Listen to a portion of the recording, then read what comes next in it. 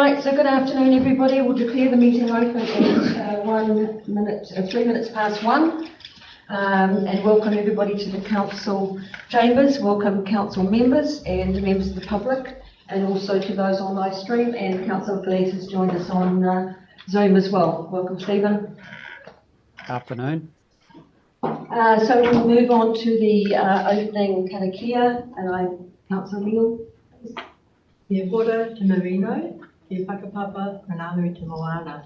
Hei hua hei, matato, iwangi nei, aoha atu, aoha mai, tato e kato katoa, tui e, taiki e. Thank you. Right, moving on, we have apologies. We have an apology from Councillor Davidson and one from Francois Tumahoe. And I have a move and receive to please resolve the apologies be accepted. Thank you, Councillor Burden. Councillor Burden. Councillor Beard. All in favour? Very, thank you. Declaration register has been received by everybody. We have one update, which is recognising the appointment of Deputy Mayor Casson to the LGNZ Young Elected Members as a committee member, and we congratulated him last time on that election. So if you have any further ongoing updates, please ensure that you have been logged onto the register as we proceed through our term. There are no urgent items on the agenda, so we'll move on to minutes of meetings. The ordinary council meeting minutes of the 22nd of February 2024. Can I have someone please move and second those meetings? Thank you, Councillor Casson.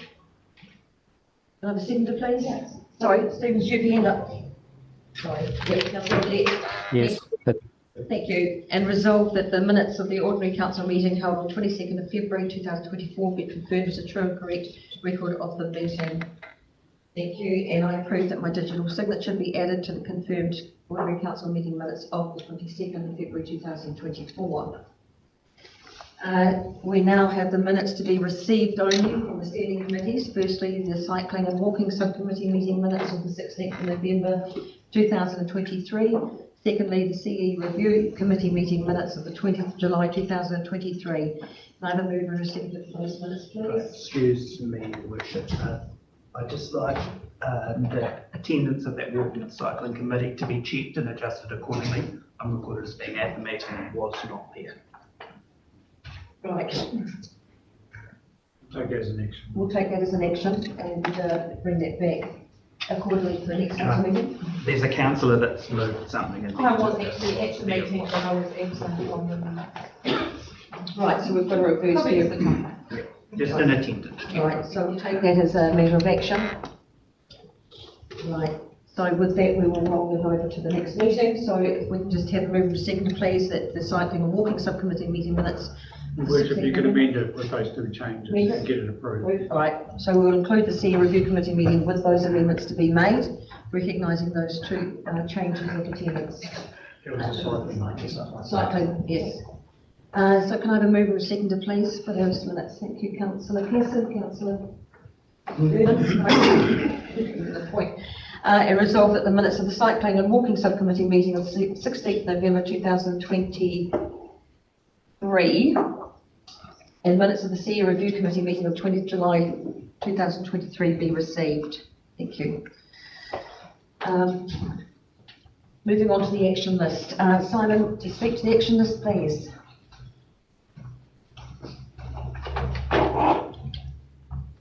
So good afternoon, Your Worship and councillors. There's only one outstanding action and it's been ongoing. So the update in terms of this work, it is scheduled to be completed in April.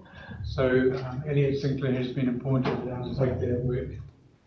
So we're about to progress that. There will be some improvements if the assessment's been completed as well during that period of time. So maybe take questions, Your Worship. Obviously the future of the headquarters is in the consultation document for discussion later on this afternoon. Any matters arising, any points of concern, questions for Simon? Paul? Through Your Worship, can I just check whether that includes the peer review of the seismic report for the board at 27%? So So that work is being undertaken through LS, so that work hasn't been completed at this stage. Right, so So it'll be a standalone assessment, not a peer review.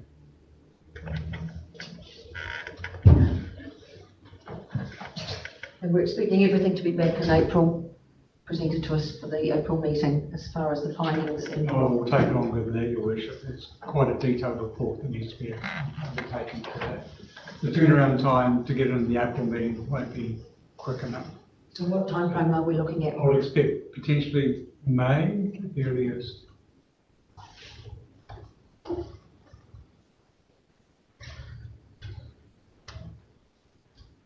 Your Worship, how much is this costing?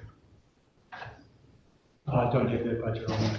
It's part of already a budgeted process. It's within the current LTP annual plan. Sorry, ballpark. I can't give you a number. I can provide a number externally from this, Your Worship, if that's suitable. I think we're all, something that we're all concerned about and would be keen to know where we're sitting with that. Yeah, the last thing I want to see is the cost of that rise to a level which will start impacting on the final decisions being made. Any further questions for Simon, please? Chief Executive. No. Thank you, Simon. Can I have a mover and seconder, please, that the updated action list from the Chief Executive be received? Councillor Monero, thank you. Seconder? Councillor Bergen, thank you very much. All in favour? Against? Carried. Thank you.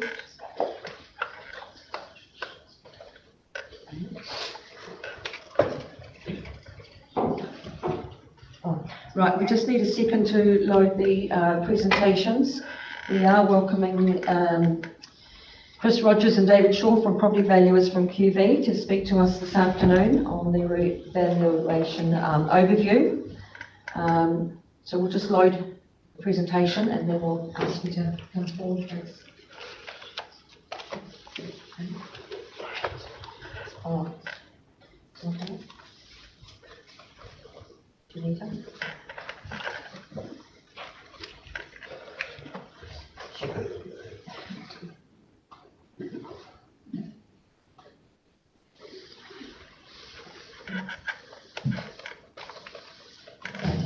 All right.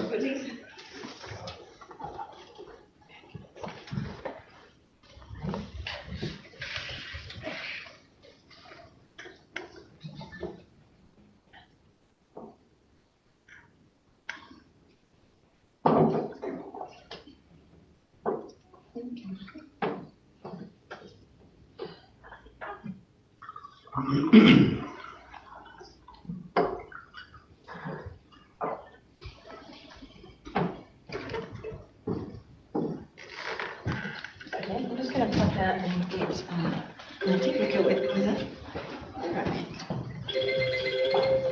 And while we're just addressing the technical issue, if we can ensure that phones are off. I don't even know where I put it. We can probably follow that noise and find it for you.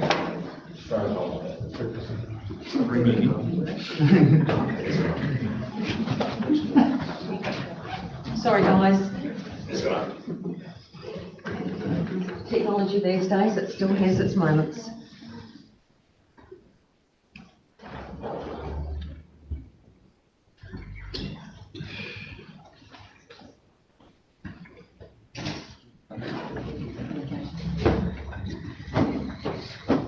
It's a great day to have problems with my. Sorry guys. I'm new here, by the way, so please forgive me.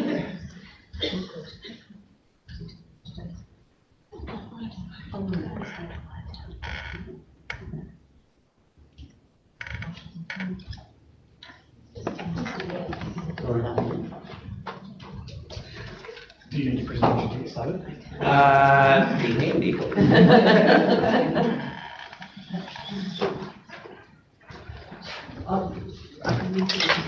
Oh, we've got it here, it's just for the benefit of everybody, I guess, but we'll give it a couple more minutes. If not, we can wing it. You.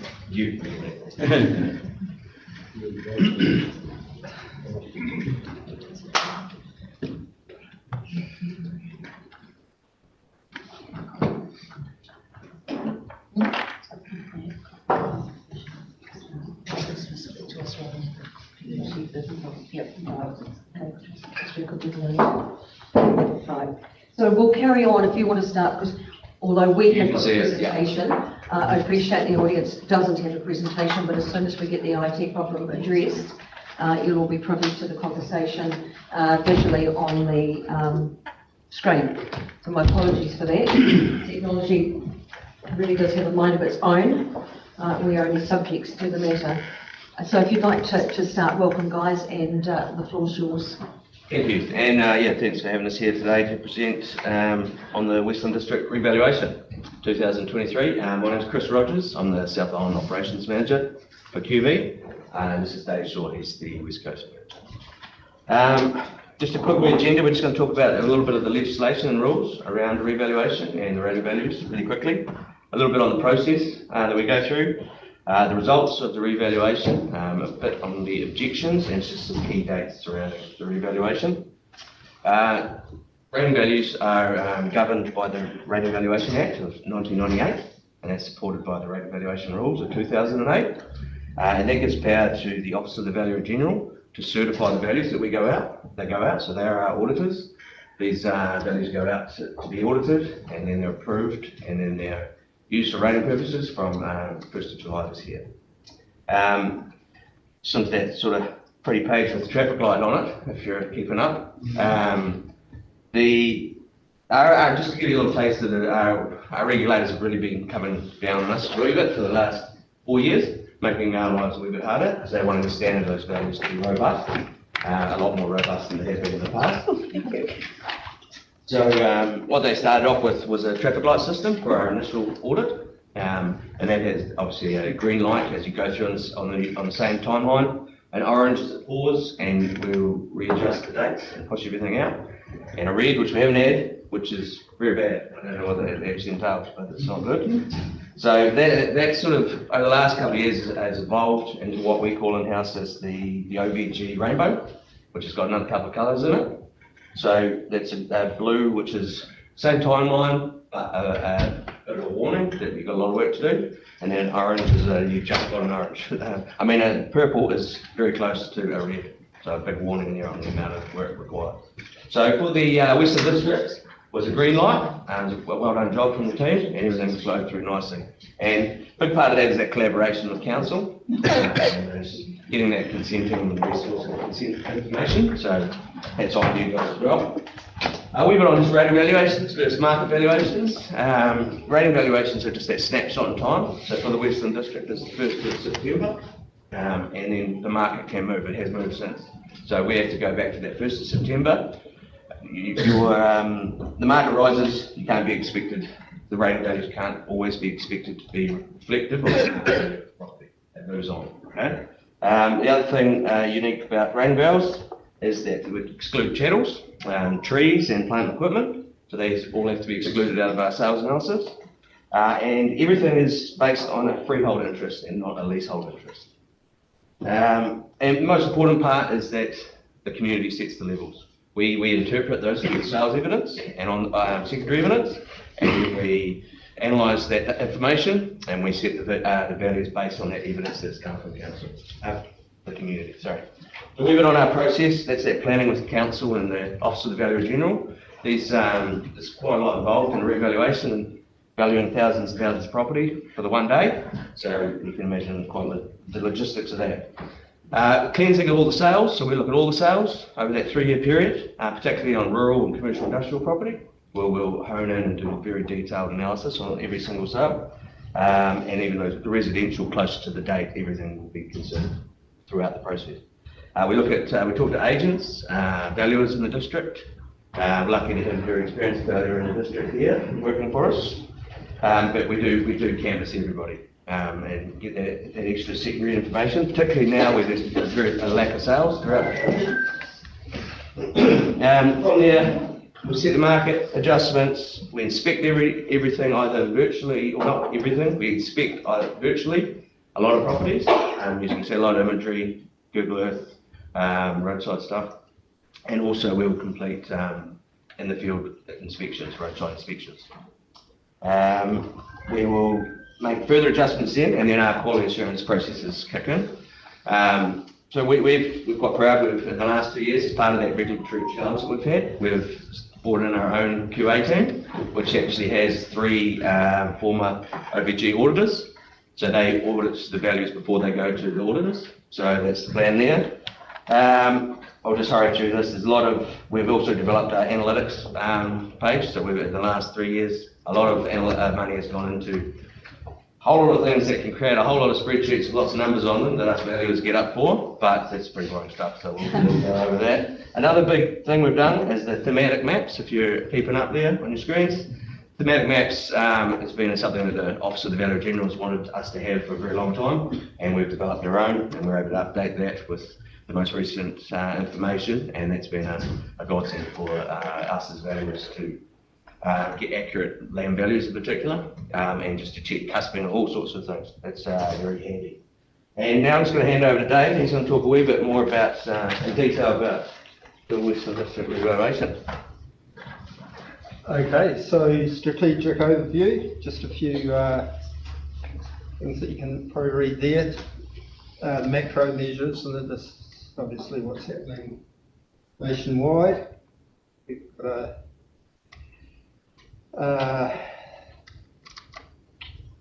unemployment has been declining since 2020 when the previous revaluation was done. Migration's up. The official cash rate was very low 2020. It's on the way up and it's been increasing since. And then locally, population changes, which is one of the drivers of particularly residential market. Information from the stats, New Zealand is that we've got a slight increase in Western. 2008, 3.4%. Local unemployment rates are down, and the GDP's quite strong in Western Australia. Are aware. So moving on from that, our local industries, obviously rural and particularly dairy. Very lucky to have a milk price here in Hokitika and the number of people that are employed there. And that spins off onto rural servicing. A lot of people employed in the allied industries supporting the rural industry. Forestry and mining, a lot going on there. Tourism is bouncing back, as we all know. I believe anecdotally that in the glaciers they've had a few nights recently 100% occupancy. I think Hokitika had a few 100% occupancy a couple of weeks ago, so you just have to notice, try and get a car park certain times of the day in Hokitika. But the tourists are back, which is good for everybody. Just a bit of a strategic overview on the residential local market, and it's not just Hokitika, throughout the West Coast we've hung on very well since COVID. The peak of the market nationally was late 2022. During 23, it's continued on strong through Hokitika. And talking to agents, luckily there's still very good demand for residential property. And the problem we've got now is a lack of listings on the market. So some recent sales probably support that there has been an increase since the revaluation, which was done in September last year. More particularly in around the Hokitika area, where the increase has been, and in this graph you can see that the probably 2 exceptions are the glacier region, and even in southwestern the market hasn't been quite as buoyant. The house here is obviously driven by Central Otago purchases. and that's sort of reflected that it's not quite as strong as here locally. And just on the next page, I'm not sure what page roughly 13 is it? It's just a few steps there, just some of the reasons what's been happening. Just one comment there. The last one, there has been a large increase in land values, not that the council rate on land value, and the regional council also rate on capital value, but land values have risen significantly, and it's mainly to do with the shortage of good land in Hokitika itself. And there's a lot of good land coming on the market with subdivisions on each side with sea views, and people from all over New Zealand to buy them, so it's good. The next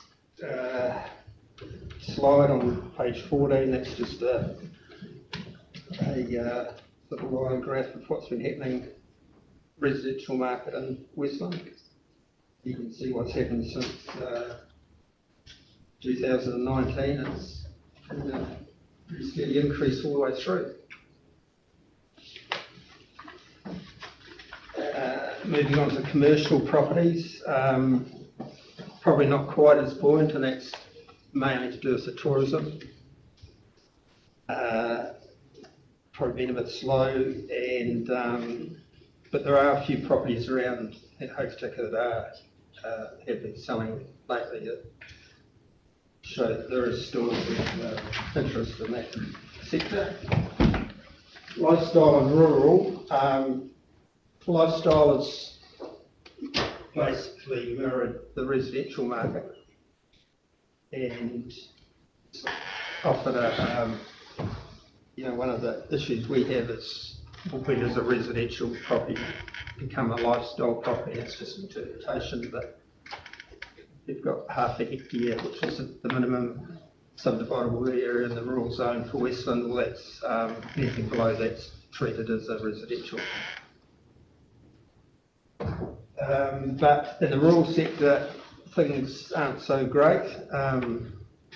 Dairy farm sales have been very slow, and they've indicated a slight reduction from last year, last revaluation. So it's probably been the last 6 or 8 years when there's been a gradual decline in property sales in the dairy in particular.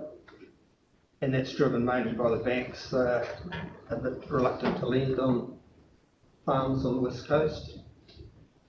And farming in general, really, it's no longer the industry that it once was, I suppose. Too much compliance, a lot of people are saying. And so that's had an impact, and as well, pastoral farming is quite strong in southwestern. It always is. It's traditional grazing land and beef cattle, and we've had a couple of pretty good sales down there in the last couple of years. So pastoral's gone up a little bit, and dairy's gone down a little bit. Alrighty, just the next table there is just a big overview of the whole revaluation by category. I'll just shimmy that one along there. That one there. Make it bigger. That's right. The dairy has come back a bit on 2020 levels. Oh, there we go. Make that table bigger, couldn't I? The dairy's come back 5.9% on CV values from 2020. And the other big ticket items on this are the mining going up 49%, livestock 37%, residential 43%, industrial 41%, and that's over that 3-year period. It's pretty consistent with national trends for the most part. Overall, the district's gone up 26.4%, and again, that's quite over a 3-year period, very consistent nationally across the board. So that next graph there, that just gives a bit of an indication of what where those shifts will be for the rating base. Those mining properties, lifestyle is above the average, and residential is above the average. With 2 horticultural properties, so that has thrown that out there a wee bit, and the dairy coming back a bit. Pastoral's held on a wee bit by that lifestyle influence as well. on those smaller pastoral blocks. Next slide there is the capital value by sector, and you can see there that almost half of the district is, just the wrong one, something different than my word. And then the next should be land value. I'm thinking that's the wrong graph you got up there, but that's not accurate. I'm sorry, we'll move on from that one. Property mix is again inaccurate on that one, as we've been said. But we're back to being right. Okay, so sorry, 52% of those properties are made up of residential properties, and just 22% on the livestock. There we go. Moving right along to objections there. It's looking different than the papers in front of me, so that was a bit complicated. First of all, people are encouraged to ring us and talk through their objection, and see whether that is the right course of action, what they need. Then there is an online at qv.co.nz or ratingvalues.co.nz, and people can object. The last day for objections is today, which these came out a little while ago. So if you want to object, you get back home and really quickly. But the council can object late ones every now and again. The car breaks down on the way home today.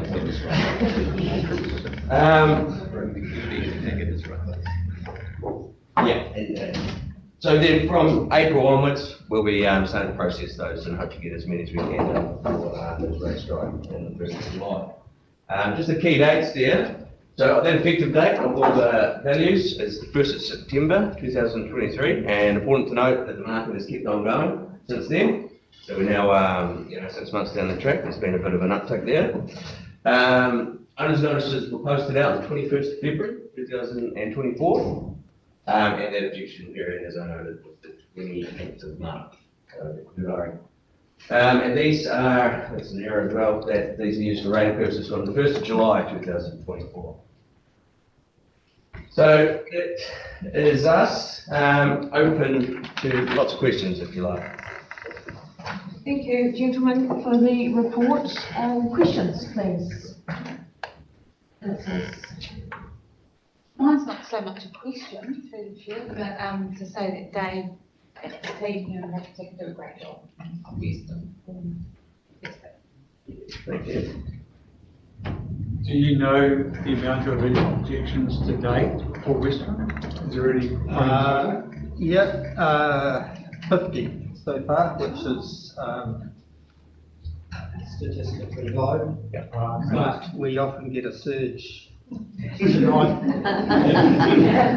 by Monday morning, because the process, if you do it online, it doesn't actually load the database till a couple of days later, my understanding is. So we have a verification early next week, but if we were 100, would be just over 1%. So, like, nationally, we've had a very, part of this regulation from our OVG as well, our auditors. We've had very low objection rates. We are doing a good job in that regard, but also because that market's still moving along. Once that market stops to, maybe this year we might have a few revaluations in the North Island, say, if they're coming back. So that could be some bigger objection rates in that regard. But as long as the market continues on, we generally see pretty low volumes of objections. So how do you manage the objections then? What's the process for dealing with those, and how do you interpret those back into whether you reassess or not? Well, we reassess every objection. We'll inspect, we'll make an on-site inspection.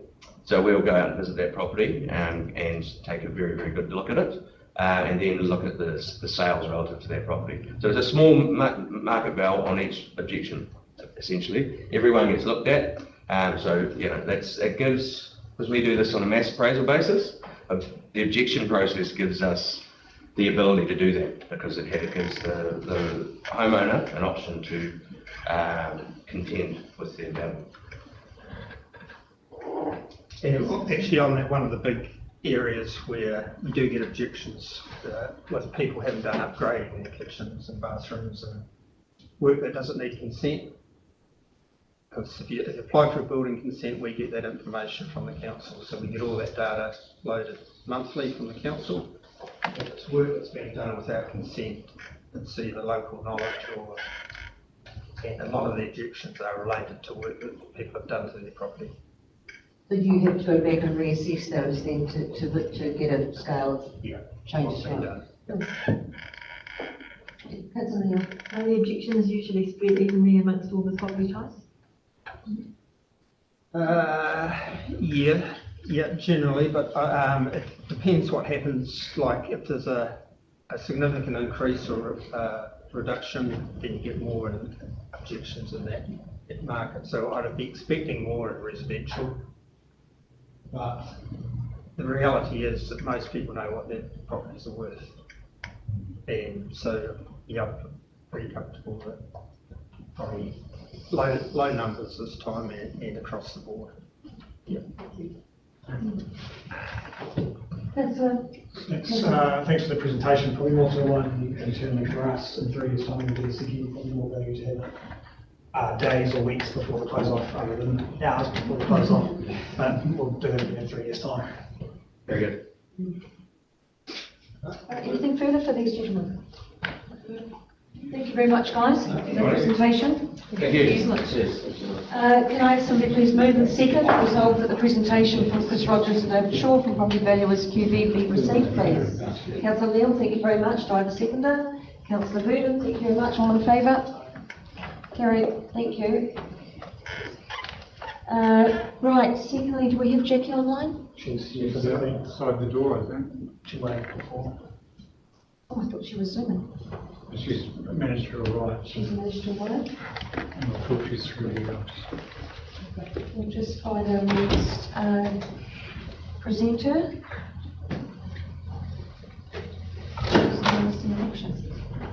She's in the building. While we track down Jackie Gervin from the West Coast Wilderness Trail for her reports, yeah, I'll just ask everybody to be in tight. She was here. Is she coming? Thanks, Anne.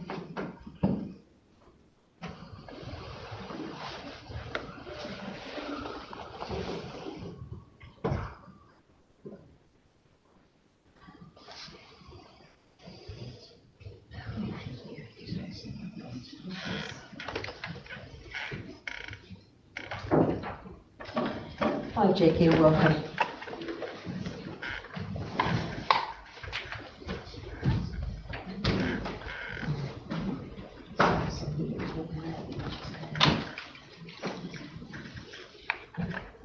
Thanks, Jackie, and while you just get yourself sorted, because you've got a double banger today of the performance report and the economic assessment performance report, so we'll hand it over to you to start. I just hope you've got your brief ahead.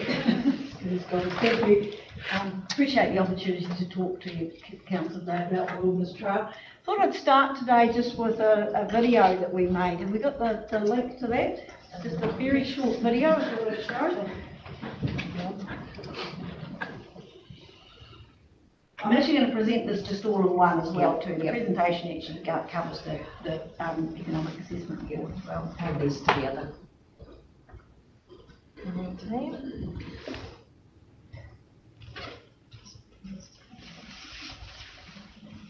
Technology is not shining down favourably on us today.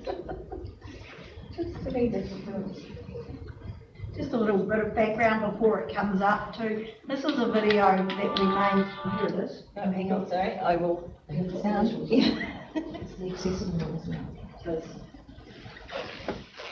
actually great to have such a big audience to talk to.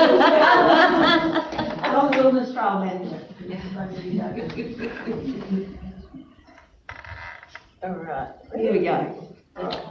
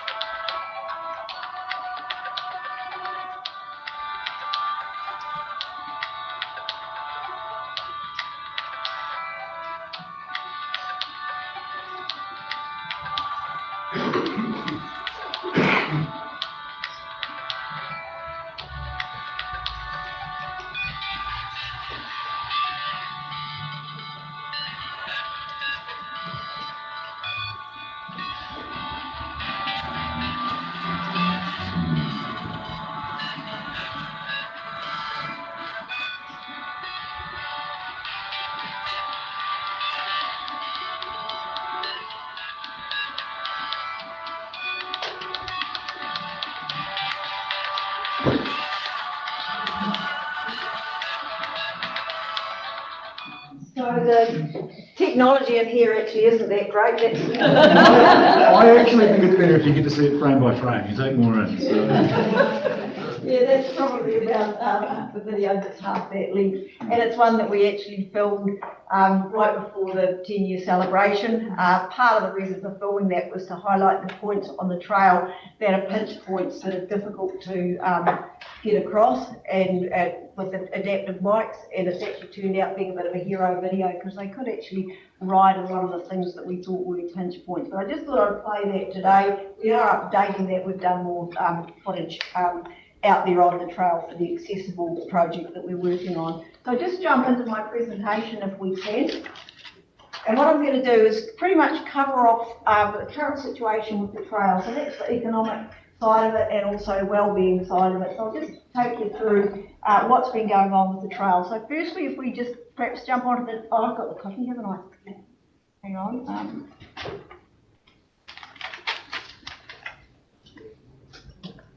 Problem? Where do I point it? do you want to just flip from that end, and I'll try that.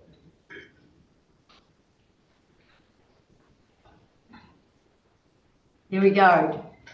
Right. So I often get asked about what's the economic benefit of the Wilderness Trail to the economy and what's it delivering. And it's quite simple in terms of, we've got a lot of figures now which seem to have been set in place over a number of years. So the first one is actually looking at the direct economic return from the trail, the direct financial return. I'll talk a little bit about numbers on the trail, but the numbers of visitors to Wilderness Trail is around about 15 or 16,000 a year. And all the survey work that we do out on the trail, we know that they're spending just over $1,000 each per visit on average.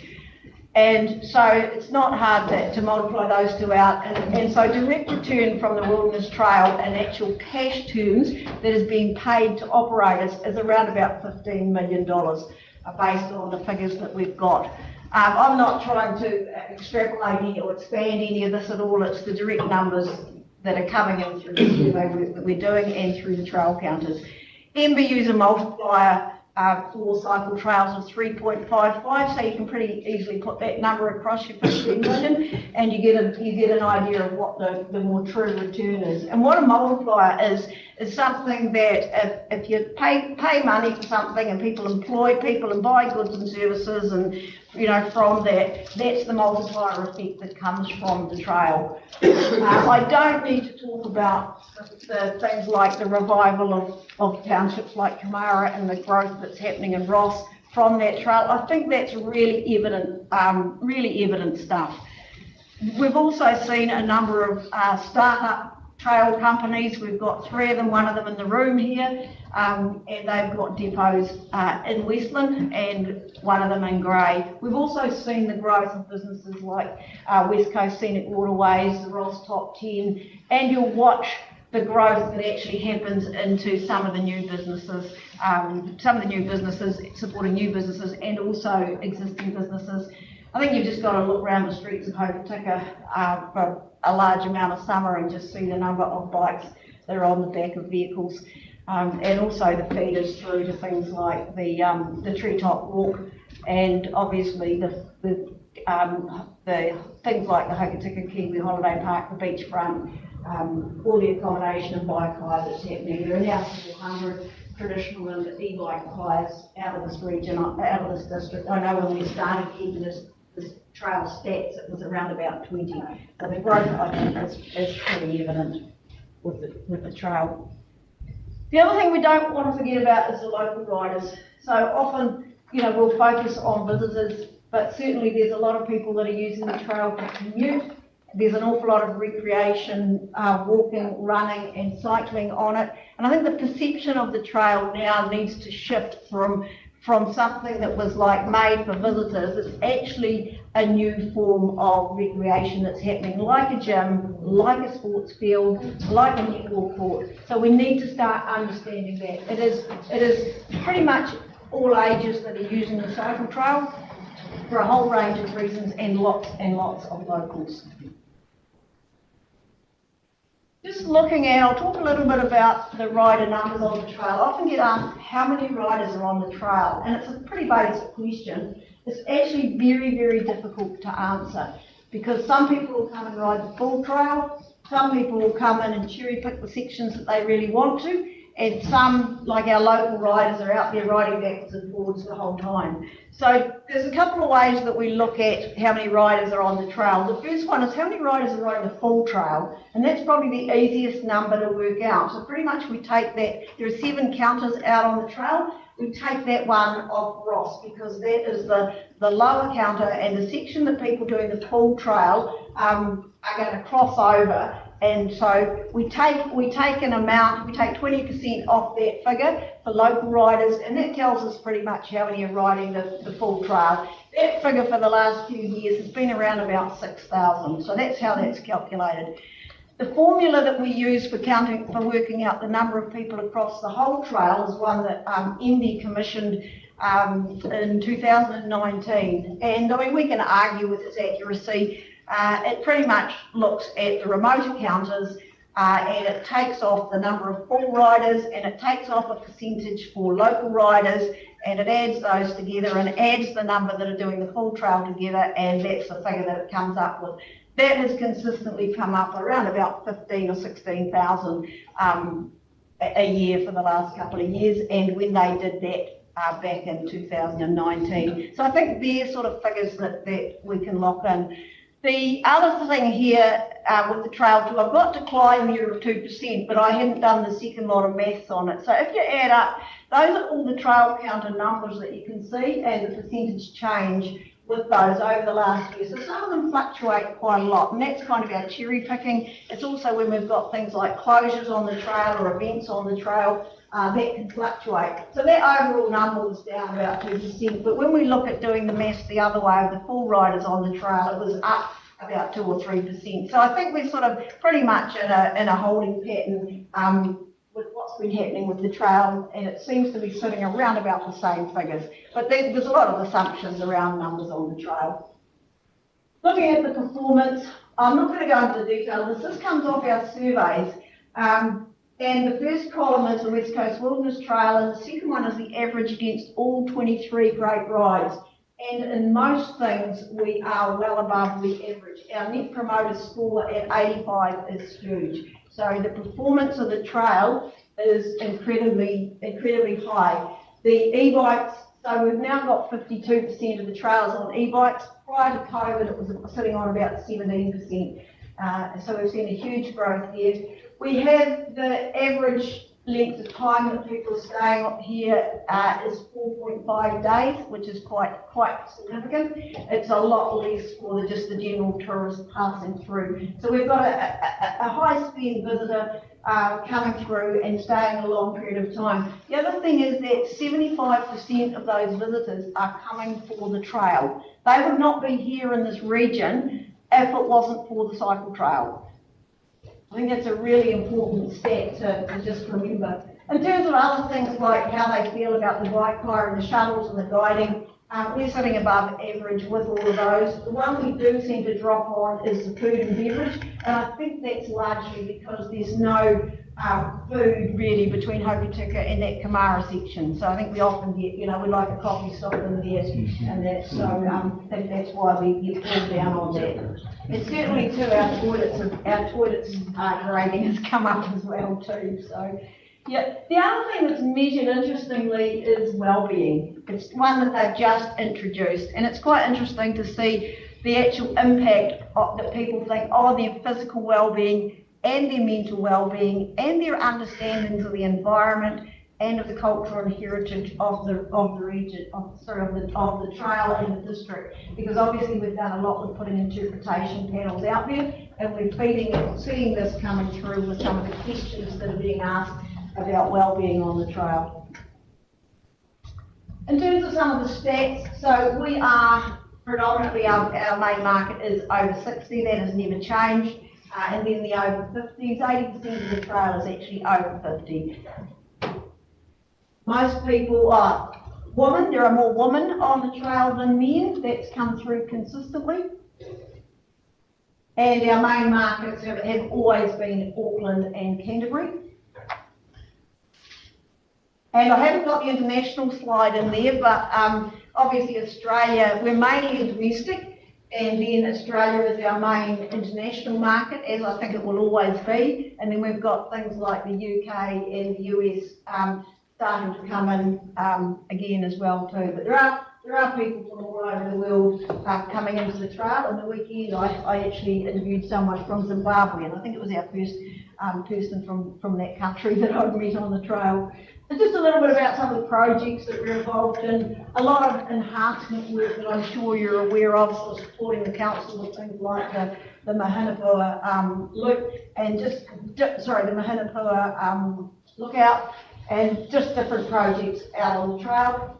We also do all the survey analysis work and projects for MB. We recently did the consultation on e-bike charging stations that the government asked us to do, and we certainly don't see that as a need and a demand right now. We've got a new website coming. I talked a little bit about our accessible ride guide. We launched that back in December. I think we're well ahead of all the other trails in the country in terms of the ride guide and the accessibility work that we're doing.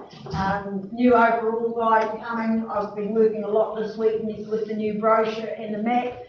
Marketing campaigns, so work with Development West Coast Tourism on that, and also just linking in with the work New Zealand Cycle Trails has just employed a marketing person, so working on linking in with that, where we have to, obviously working on the 10-year anniversary, the Mahinapua viewing platform, which is finished off, and working with landowners, and also all the interpretation that you see out on the trail.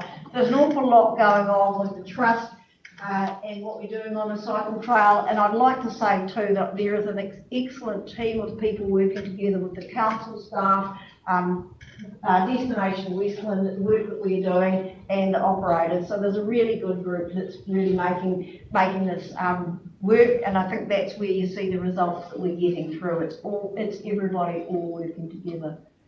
So really just question and answer. I'm happy to answer anything about the trail. Fantastic report, thanks Jackie. Just to your worship, there's a couple of recent announcements coming out of New Zealand Cycle Trails that the council would like to hear. So MB has agreed to cover a proportion of maintenance costs for trails going forward. That calculation is yet to come through. But it is going to be a substantial subsidy in terms of our ongoing commitment to maintenance, which is fantastic. It's long overdue. It also sees a continuation of funding for the trail manager role that Jackie does on behalf of Wilderness Trail. So, and also we have, every time we have a weather event that damages our trail, we expect 100% subsidy from that, and we've just been approved as of today. Our application for the last weather event has been approved at 100%, so full cost recovery on that. So in terms of ongoing council outlay to maintain the trail, will still be subsidised very shortly. In terms of the actual calculation, we're still waiting for that.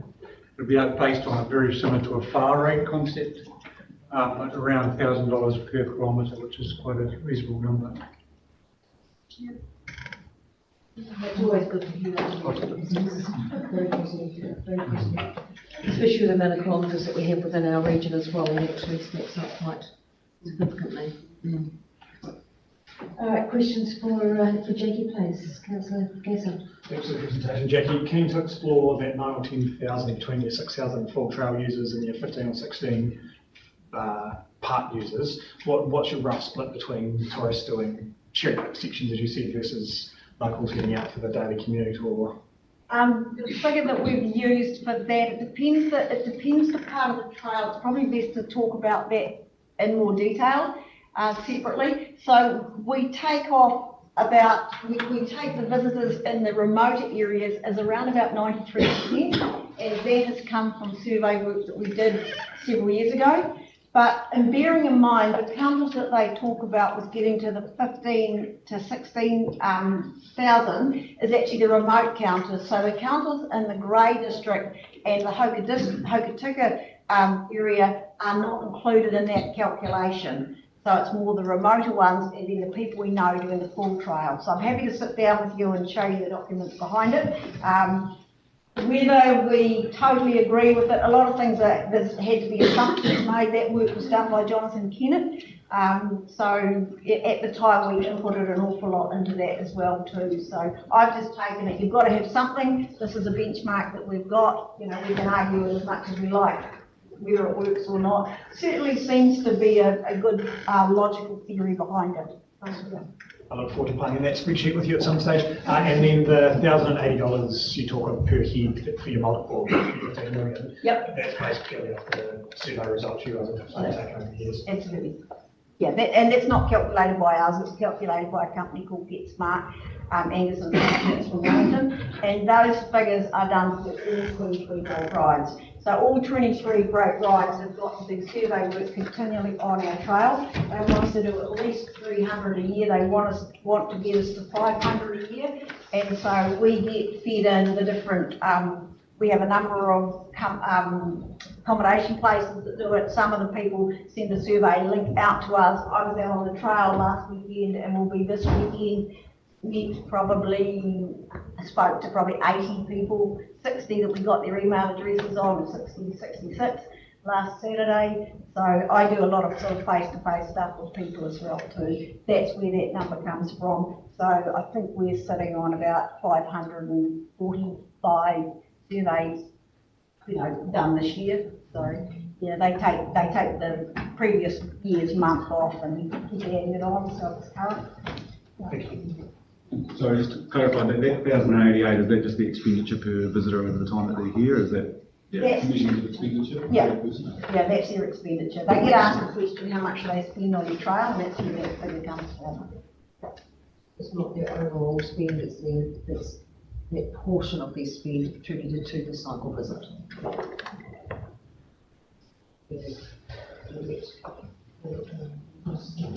Brian, I'm just worried about the Ross Railway Bridge and the cost it's going to cost us in the future.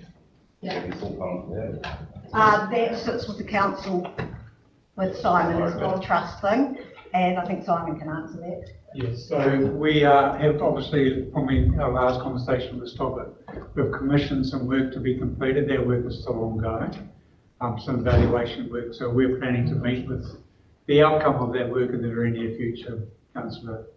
So we should have a direction of travel within the next 2 months. And that's going to continue or be problems to resolve. From memory, it's looking like $1 million, isn't it, to replace that bridge for the total? I'm not going to allude to a price until I've got the engineering stuff on that, but we've got it. It is a big number. Okay. But also true with that, we've got to look at other options. We've got to look at this from different angles before we move one way or the other on it. Paul, did you have your? Through your worship. Surprisingly low numbers from Nelson, Tasman, Marlborough, given their proximity to here. Is there an opportunity for the marketing? It probably is an opportunity. I know we've looked at that in the past, but it's always the fact that Canterbury and Auckland are always so much higher. So yeah. In terms of the marketing side of it, so when the trail started, we were quite active in that marketing area. We don't have huge amounts of money to put into marketing at all, and so we work very much with Development West Coast Tourism, and also the operators now have grown to the point that it's actually up to some of those companies. They're the ones that get the financial benefit back from it, so they're the ones that actually need to lead a lot of marketing on the trail now. I think we've reached that maturity point where it's actually not up to the Cycle Trail Trust to invest a whole lot of money into marketing. And we don't have it. I mean, when we first started out, there was funding that did exist that we could invest in that, but there's not now. So we don't put a lot into marketing directly. But certainly, in terms of working with the budgets that our RTO has, we work with them.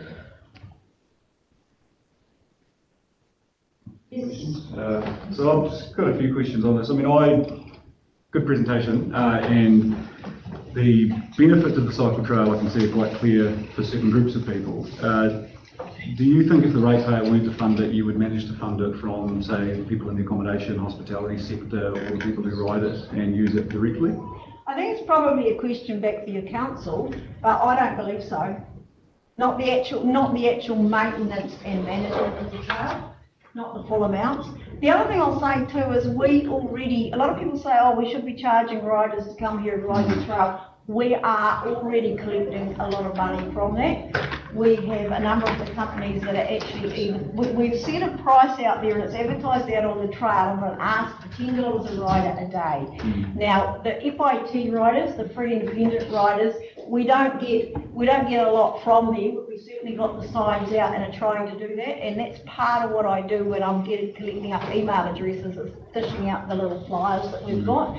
But the cycle trail companies that are coming in, a number of those are actually paying us straight up that amount of money, and some of the cycle trail companies are actually asking their riders to pay for it because we can't actually enforce it. And there's certainly one company out there that we're getting a lot of money from their riders by actively, proactively doing that. And so we've got, I guess what I'm saying is a lot of the companies that are bringing riders in here are already contributing to us. That is happening. I think there's a sort of a thinking out there that we're not getting money in from riders. The ones that we struggle with are actually the free independent riders that are coming and going. But certainly we've got the likes of our companies fairly well aware of that and tackle where we can. So, yeah. No, it's just because, the concern I have with it, and don't worry, I've been unsuccessful so far in convincing my colleagues around this table that it's a legitimate concern, but is that the benefits of this trail are concentrated with the riders and the people who service them, but the cost is borne by the entire rating base. And I personally don't think that that's fair, but I don't disagree that quite a lot of money comes in. If you were to say 15 million or take 50 million, for example, we spend several $100,000 a year maintaining it, plus those capital works, but that's actually only a fraction, maybe 2% of that 15 million. So I do think that the operators within it could be leaned on, if you like, to actually put in more. Yeah, I think we already are, and I think that sort of thinking could go across so many things across this council, and I think you've actually got a bit of a golden goose here that is producing. I mean, I've watched this council and this district from the 1980s when you're struggling, and you've actually now got something, and I think the amount of money that's going into the trail and into the maintenance of the trail against the return isn't as great as what we think. We focus on the trail a lot because it is a big brand and it is performing, but I think, you could apply that thinking across a number of other things that perhaps don't have the high profile. The other comment I'd make is the feedback, the information we've just had from the government looking at putting that funding in, that's actually going to subsidise the maintenance significantly. So I think that argument is kind of, being loosened now with the announcements that we've all been wanting to hear and been lobbying for quite a while, that were made at the start of this week. So I'm no more enthusiastic subsidising as a taxpayer than a ratepayer. My attempts at the beehive have been unsuccessful, so that's fine. I think you've got something that's performing here, so. Get some of them. Yeah, they've got businesses in South Western that aren't involved in the tourism industry subsidising as well. I don't think that's fair either. I can't argue that. You're the councillors that sit around the table with it. You've probably got businesses in South Western that are benefiting from stuff that's happening up here as well. So you've got that thing playing out right across the region. But it's I wouldn't make comment like that. That argument could be probably put across a whole lot of stuff. Yeah. Councillor Gannett. Yes, through your worship. Hello, Jackie. The $10 that you collect for the trust, where does that money ultimately end up? In the trust. It goes direct. There's no ticket clipping or anything like that. So it funds the trust, but doesn't actually subsidise the council maintenance and funding? No, that money comes into the trust and it helps the trust. I mean, if we weren't doing our job, the council would have to be doing that work probably anyway. So probably. Yeah, so that's of little relevance to the actual council funding side of the operation. I'm not sure what the question is. Yeah. I guess the expectation is that the ratepayers would look at that sign and say that $10 might be coming back to help in the maintenance that's provided by the council. I think Stephen's point is it's not paying for any diesel or gravel. Yeah, no, it's not paying for any diesel and gravel, but the work we do from the trust, if we weren't doing it, the council would be having to do that work anyway, so, yeah. So I guess it's one whole pot and everybody working together really. Okay. The second point is that there's no doubt there's economic benefit and it flows down to a select group of operators. I think it would be useful if there was able to be a breakdown that shows the flow down through the whole rating base in the community. How does that benefit on a per ratepayer basis, so that it's easy to justify the ratepayer then funding the trail? I think that's something again for the council, if you want to fund that research and pay for it, as a council you can. Yeah, I really am not going to answer, it's not my place to answer that. Remember this is the Trail Trust, and it's not the overall council. The council is actually the overall owner of the trail. So we work very closely with the council on that. So they're questions that probably you need to look at from your own organisation.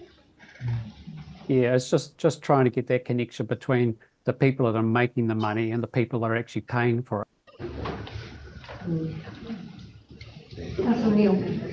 Yeah, I think the benefit of the Wilderness Trail is huge, and it's not just economic. I think it's well-being within the community, and in the same way as potentially the library, the swimming pool, region, there's a whole lot of different ones that we do gain value from. And yes, it might be that we don't use them all. I don't know when I was last in the swimming pool, but happy to help fund it. And likewise with the Wilderness Trail, I think lots of people might not use it, but we're happy to fund it. Thank you for your work. Through your worship, yeah, no question about the value of the trail. However, we seem to have forgotten that when this whole concept was sold to the public, it was on the understanding very clearly that it wasn't going to cost the ratepayers anything. We're not in that position now, so something's changed. I guess my comment to that would be that I agree with you. That was how the trails were sold across the country, and I think whoever proposed that at the time really didn't have an understanding of these sort of operations. I think that was wrongly, put forward, because they do cost the regions, and that's what happens with a lot of things too. So, that was all before my time, and certainly I'd be one that would have questioned that right at the start as well too. Just to highlight, Your Worship, there has been a strategy developed by Development West Coast, which highlights the cost of any new trails as a major burden on anyone that wants to build one.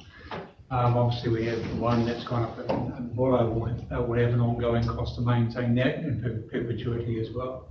So all we're doing, if we're building more and more trails, is cannibalising the existing ones that still need required to be funded in some capacity.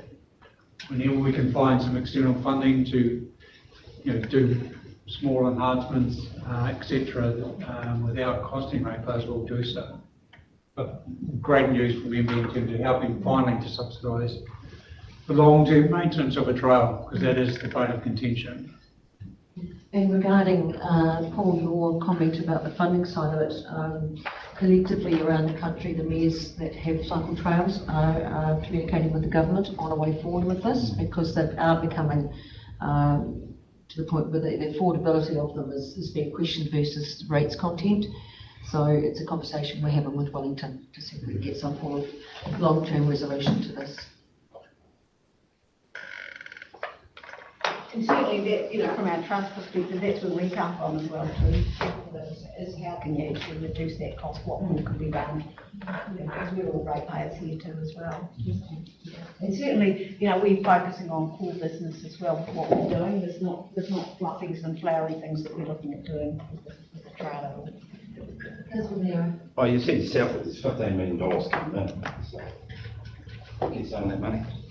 I think the way I said that was the fact that there's $15 million that's actually been paid in by riders to the services that they're providing. So they're paying out of their wallets to things like the site. So we don't actually get money out of their wallets like that for that, but we are already getting donations of the ones that we can. I think we're doing as much out there as what we possibly can. So, yeah. There's conversations going forward of how we can streamline things to a better position than what they are currently. All right, thank you very much, Jackie. Has anybody got anything further for Jackie before she departs from us? And Councillor Davison asked me to expressly put forward his apologies that he wasn't here today. He's had to travel out of town. He did want that direct apology to you. Thanks, Jackie, very much for that. Can I have a mover and seconder, please, resolve that the presentation from Vicky Durden, Chair of East Coast Wilderness Trail, be received, please? I'll move that. Councillor Phelps, Councillor Neal, thank you very much. All in favour? Carried, thank you. Moving on to staff reports, please. Cody.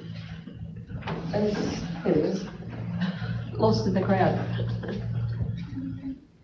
Thanks, Cody. Good afternoon, Your Worship and Councillors. Through Your Worship, I present the financial report to the 29th of February 2024. Before I ask for any questions, I just want to point some things out. If you scroll right down to the debtors report on page 39. I've just added in a few things under that report. Grant debtors row, just to explain what's the majority of that sundry debtors. What used to be under the sundry debtors row is mostly grants debtors. And I've also added in a grants outstanding note to show a breakdown of any grants outstanding as at the end of the month. And the green highlight just to help to explain where the figures are coming from. The debt position, which is on the next page. The debt forecast is not accurately reflecting what we actually expect the debt to be for the months of April to June. In April, as I've explained in the past, we have the $3 million debt loan maturing, which is pre-funded with a term deposit. And we'll be doing a loan drawdown of $3.5 million in April. And that will be used to fund a term deposit, which will be maturing next April 2025. As in April 2025, we have two loans maturing, one of $2.3 million and one of $1.2 million, so it's a total of $3.5 million. So just to recap that, a loan is maturing in April 2024 of $3 million, and we're doing a loan drawdown of $3.5 million, so the debt position will increase by $500,000. And in the report that I have here, we have a forecast of $36 million, an increase of roughly $6 million. So the debt position is likely to only be $30.3 million for the months of April to June. And finally, the capital report, which is on the next page. I've got a note regarding operational bedrock funding. Under the bedrock funded projects, the expenditure on these projects, we've taken it out of capital spend, as the assets that they relate to are not owned by council, so we're expecting to recover that expenditure. Other than that, I'll take the report as read and I'll take any questions. Questions for Cody, please.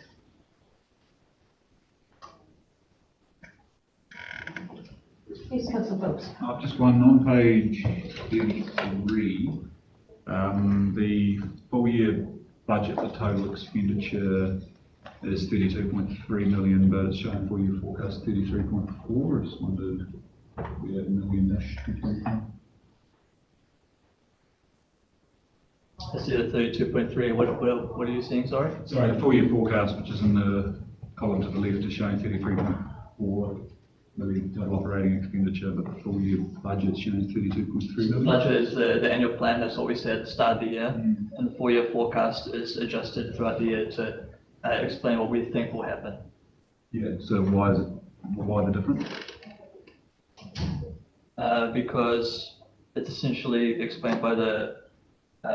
If you look at the difference between the actual year to date and the budget year to date, we actually have more spend to date than what the budget is indicating, which is why we also expect to have more spend at the end of the year. And Yeah, what's the, with the $5 million of extra spending is sort of what I'm trying to get to. I mean, that can be explained by many different things. Repairs and maintenance is usually one of the bigger factors. Also direct your attention to the notes to the statement of revenue and expenditure on the next page, which explains why other expenses is more than it currently is, and that's also the majority of the reasons as to why we're forecasting for more spend than we're actually budgeted at the start of the year. Thank you. So if I can on that, Cody, basically it's the fees and charges as the externals that have contributed to that extra spend. Fees and charges are a revenue. Yeah. Oh, sorry, what was I looking at? The external charges that we don't control, can't control, is what's contributing to that increase.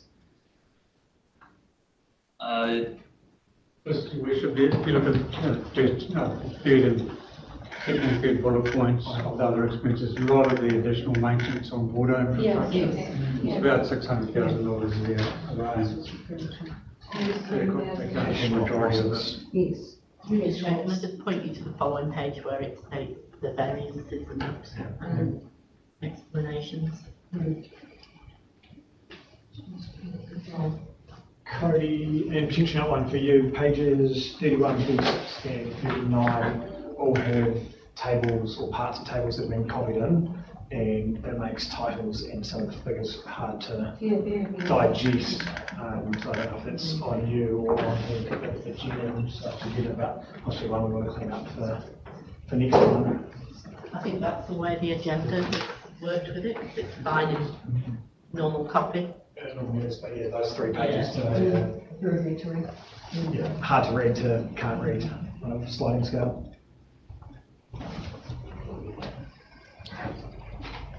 Anything further for Cody, please?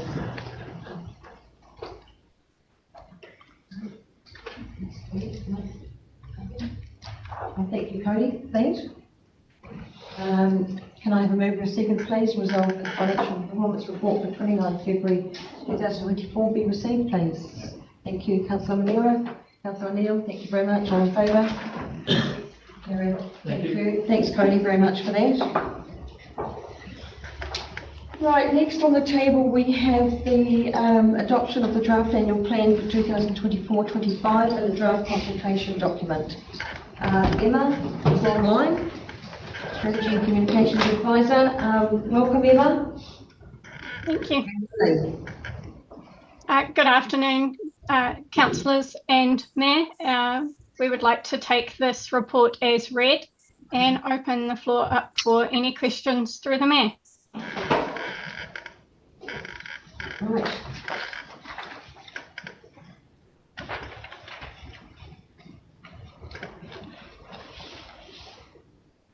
Any questions?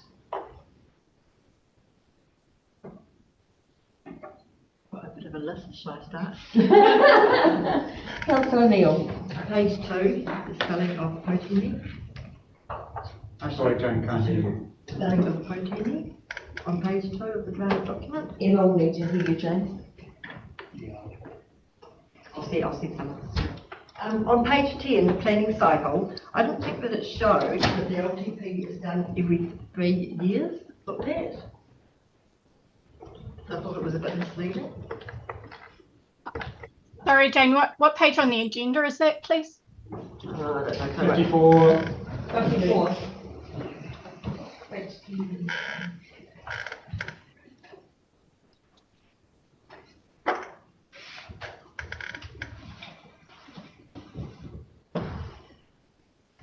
Is your list more to do with grammatic? That's making it a bit clear for people when they read it. The long-term plan there in the planning is just saying, it's not saying how often it's done, it's just saying what it is.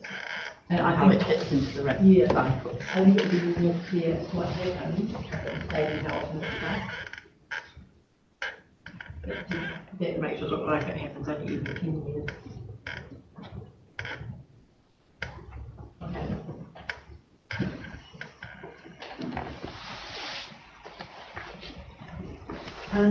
Page 73, why is Kokatahi Kowhirarangi different to the others? Both and not, the others just say as mapped in the rating policy, but they actually, Kokatahi had the description of the lake. I wasn't quite sure why it was different, and also it didn't fund as many things as the other ones. Community funding, community rates.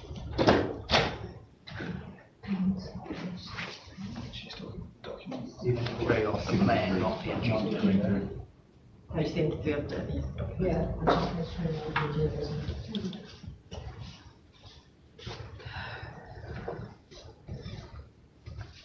Sorry, can you repeat that page? On page 73 for me is the prospective stormwater impact statement. Page 117 of the agenda. 1-1. I think if we're going to make reference to any particular points, if we can have the page that they're on that we are viewing would be of benefit. Yeah, so my apologies for that. I apologize. Page, what was that? 117. 117 of the agenda.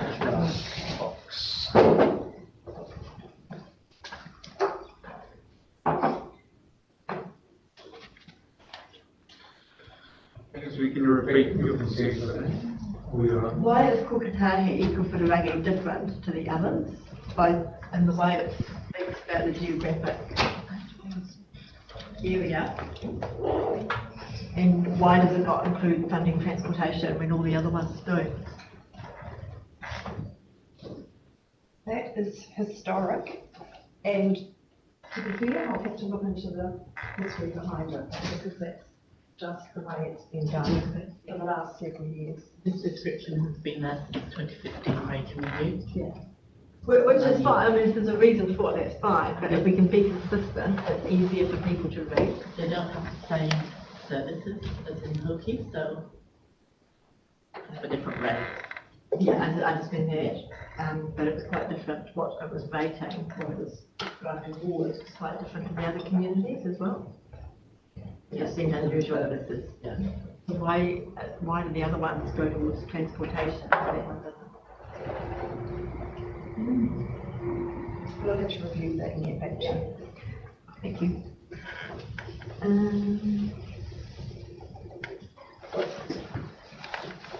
Page 81, information on your proposed rates, it's only going to be available in May, is that right? So page 125? That's per the Local Government Rating Act. So that is correct, that you can't actually, you've only got 2 dates, and so much, 3 days. No.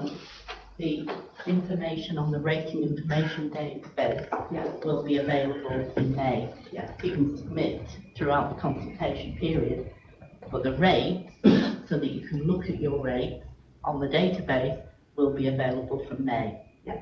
So once you've actually seen it, you only have 2 or 3 days. Well, and that's it's just the Local Government Rating Act.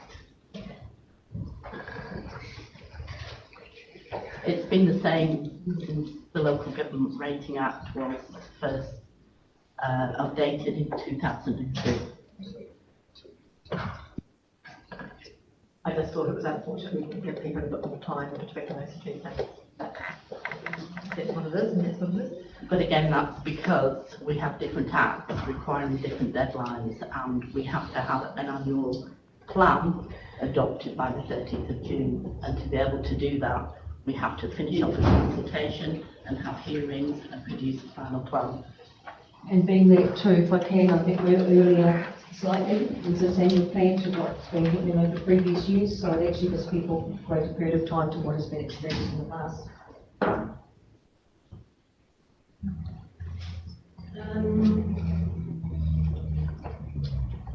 Sorry, my page numbers are all wrong.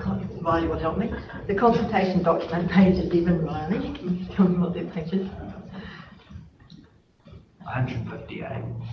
So some things it says funded by debt, and other things it says funded by rates. When it's funded by debt, can we not also state the actual cost to the ratepayer, because there is still a cost?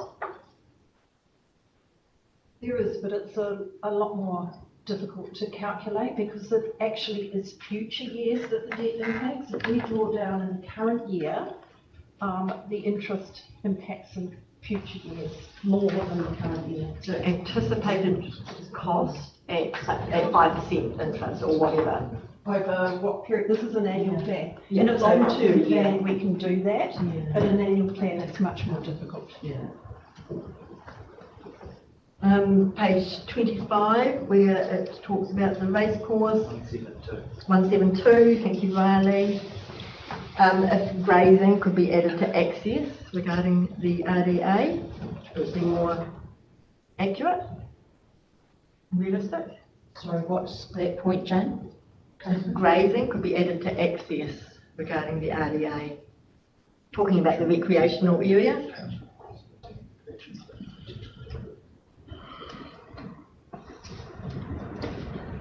Page 27, now we have had a flurry of email. What page is it? 27, please.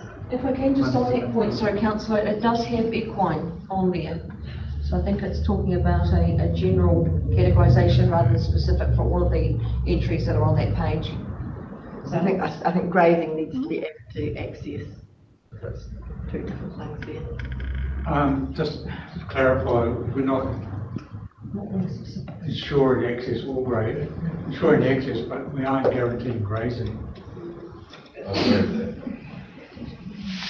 It came through very strongly in the consultation and engagement, as stated by the consultants. Just meant to say we agree.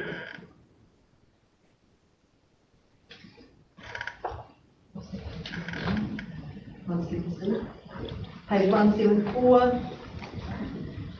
So there's been emails coming out regarding queries about the fencing for Lazar Park. I think we need to have a discussion around that, just to clarify where we are with that. Through your worship, can I clarify Yes, that? certainly. So we met with Lions Club representatives yesterday. The budget for the fencing is currently in this year's annual plan. So the resolution of council to fencing up at a maximum of 20,000 is still current in this year's annual plan. If you refer to this, it refers to not carrying it into the new annual plan. So we'll work with the Lions Club, and I think we're meeting next week to progress fencing, whereby council will oversee and install the fencing for the Lions Club, for Lazar Park. So that project will be proceeding. Yeah, okay, so it will be happening this financial year. Yes. And it doesn't matter if it's taken out. So the consensus was that that was not going to be carried forward into the next financial year. But I'll also remind councillor that the purpose of this is to adopt the draft annual plan, not to reiterate what we've already discussed regarding the work that's gone into this. I understand that, but need to be confident that we're approving it on correct information. And some decisions, I mean, that's slightly different to how we discussed it, I think. So good to just clarify that. Thank you, Simon. And Lazar Park toilets has also been brought up via emails in the last couple of days within council. We have clarification on that, whether or not everything was fulfilled. The expectations, council's expectations have been fulfilled. But just to clarify, councillors, if you recall, the conversation was around reducing the number of facilities that we have available in the Hokitika Township.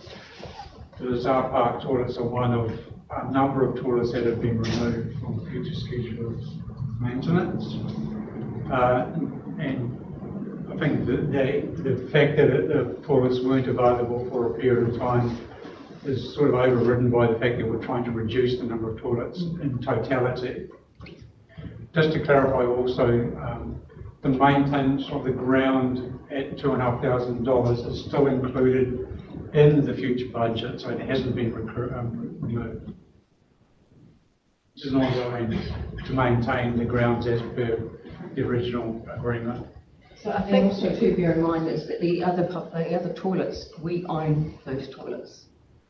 and we have actually withdrawn some of those as well. And I think our reasoning for taking out some of the toilets, like Casquare, Diamond Hall, was the lack of maintenance, or not lack of maintenance, the maintenance required to keep them up to suitable condition. Whereas Lazar Park was quite different, wasn't it? That wasn't bad. And some of the reasons for withdrawing that one were because expectations hadn't been met around the availability of it. Is that right? I think it was different reasons well, for that deciding that. became part of the discussion, but the overall one was the amount of toilets that we are funding in the Hokitika region, Hokitika, not CBD, wider CBD area, and that's what we were trying to cut back on. Yeah, I just want to be sure that we made that decision on which ones with accurate information.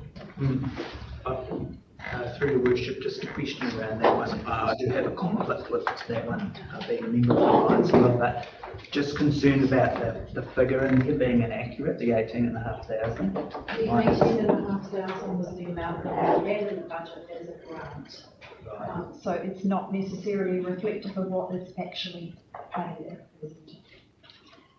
So to be clear, that was the 18.5 that they asked for last year, and council, there was an error. Council actually removed the cost of the water fountain.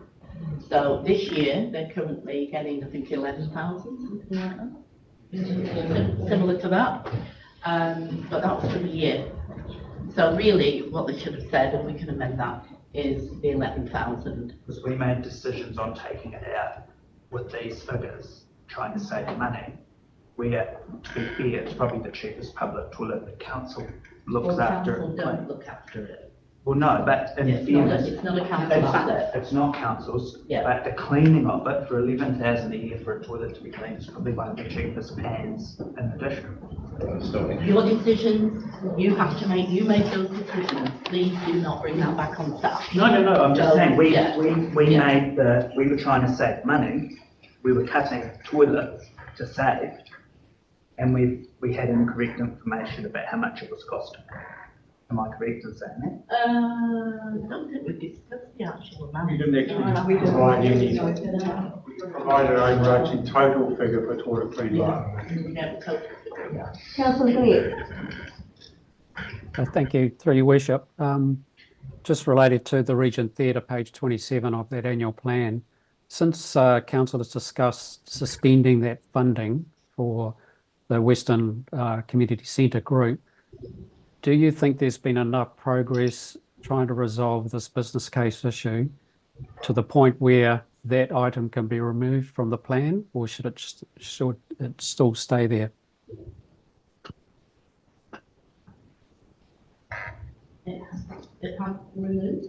Can you just clarify your statement? Well, has there been any progress on since we made that decision to suspend the funding to the Regent Theatre? Do you think there's been any progress that would allow that suspension of funding to now be removed from the annual plan, or should it still stay there as suspended funding until the business case can be proved? So just to give you a current situation, so we have received a business plan from the Regent Theatre. We have challenged the business plan, and we have written to the Regent Theatre Committee in regards to additional items we expected to be in our business plan. They have come back and saying they're not looking to modify the business plan that's been received. We don't believe as staff that the business plan meets the requirements that would see a long-term plan to show the reduction in reliability on external funding from council. That was a primary premise that was put on the Regent Theatre originally. So we're happy to work with the Regent Theatre. I've met with some delegates in the last couple of days, and I'm also meeting with them again on the 15th of April to work through what we would like to see added or changed to the business plan. The current, this year's funding hasn't been paid to the Regent Theatre, so there's about $60,000 still to be drawn down for the Regent Theatre, and that's once again on the premise of a business plan. So we don't believe the business plan provided to date is strong enough to show a future improvement in the current status. That's the current scenario at the moment. Are the expectations realistic given the current financial space that we're in with getting funding for anything like that for community organisations? Are we setting them up to fail as far as the business plan goes? So the question needs to be asked, have they gone to the point where they've actually explored those options, rather than just make a statement in the business plan that we won't survive without a council grant? So that's the question that we want to ask the committee in terms of what other aspects of the operation of Regent Theatre can be enhanced to offset that. It's an open conversation. Yeah, there's also a funding agreement that has criteria that the WCC must meet, and it's just a matter of clarifying whether they will meet that. That's the current, so just bear in mind, the funding is available in this year's budget, awaiting a business plan. It will be released once we receive a business plan we believe is fit for purpose. Your council through the workshop has asked to remove the funding for next year's annual planning. That's the current situation in our budget. Yes. So it doesn't have any funding in there. The Regent Theatre are welcome to make a submission against the draft consultation. Yeah. And then it's up to councillors to decide if they want to put it back in. Yeah, I just wanted to clarify if there was any change that meant that that item should stay or not be included in the plan.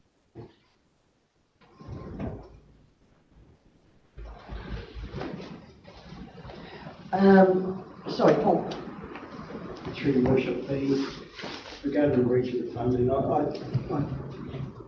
understand that it came out of, there's a long out of one for the committee. I think it's a bit sad really that we've become so disconnected that we can't actually pick up the phone and say, hey, your funding's under threat. If you don't provide that information to complete the business plan, then you'll be out of the annual plan. Instead it comes as a and strikes them like lightning. Hence we've got people in the gallery today. And I think that all could have been avoided if someone had picked up the phone and said, hey Bruce, we've got a problem, let's have a talk before we put out the draft annual plan. The other thing that I'd comment on that is that I wasn't part of the discussion in the council workshops about this. But I think that the cuts that are proposed for the Regent Theatre and Lazar Park, for instance, are superficial. When you look at what we're faced with, and in actual fact, if there was a time for austerity, it's now. But we're not looking at that. I mean, we've got a country that's in recession. We've got the whole population is struggling with a cost of living crisis. And our response is 20+%, rake in 20+% more revenue. And of course, it's far worse than that when you look into it and you look on page 125 as the actual effect of the rates increase, what it's going to be. 51% residential enhanced. Tell them when they're fighting us and the government over the regulation for the water, which they don't want. Hokitika 31% residential. And so it varies from like the mid-20s to 58% for commercial enhanced. That's the reality of what is in front of us. And I think it would be a real mistake to just sit here and rubber stamp and say, right, let's put it out there and see what everyone says, and come back and little will change. Being around this table long enough to see the big changes.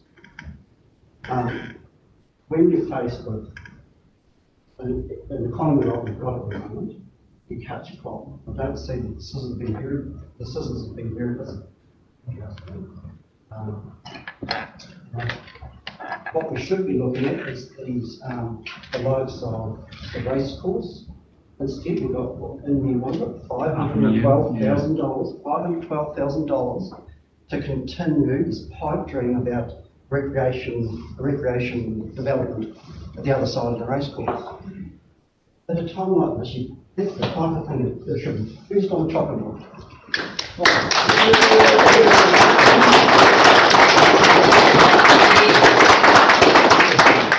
And if you want to stay in the room, please can you refrain, because we are here to conduct a meeting. Sorry, Your Worship, the other one is the $750,000, I think, in there for the Totara River Bridge. It's part of $1 million package. Chop it out. Yeah. Chop it out. Yeah, there's over $1 million that's sitting there, and instead we're putting over these community groups and their funding, which is the core of what this council should be about, and I just think it's a wrong approach. If I can on that, Paul, just as you're well aware, is that those sums of money you've just mentioned aren't drawn down, so they do not impact the rates, and we can roll them over at any point in time, as has been the practice over the past forever amount of time you've been on council yourself, and you know that is the situation. So that's a little bit of a red herring you're popping into the conversation. And I can assure you that the council staff have gone through and cut and recut their budgets. A lot of the rate rises that we are facing is what is handed to us from the government as far as, in particular, water and all the processing checks that go on with that. The regulators, we are just purely the enforcers, and we have that handed to us on a plate to enforce, and that is where a lot of our rates are coming from. Well, through your worship, I understand that, I understand that there's inflationary pressures. I understand that there's an insidious cost already put onto local authorities for 3 waters with regulations. I understand that, but that doesn't account for 20%. And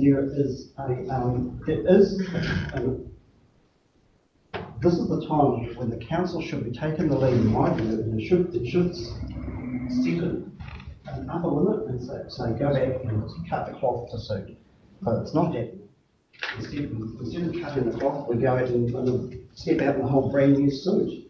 And we should be looking at the likes of the Buller District Council. Buller District Council is faced with real problems with infrastructure, and that's what a council is for, infrastructure. And they're looking at 20%, and they've chopped out all of the frivolous costs. It's all gone. But ours is like business as usual. I just think it's wrong. Well, we've had the workshops to do just that, and yeah, they were there for those conversations. And I can assure you, we did go through time and time again as far as the cloth goes. Through your worship, just comment on the increases. The majority of those increases, the high ones in those areas, do relate to 3 waters and the reinstatement of depreciation. So there is a graph in there that shows the impact of that and the plan. I don't think any of us question the changes in that.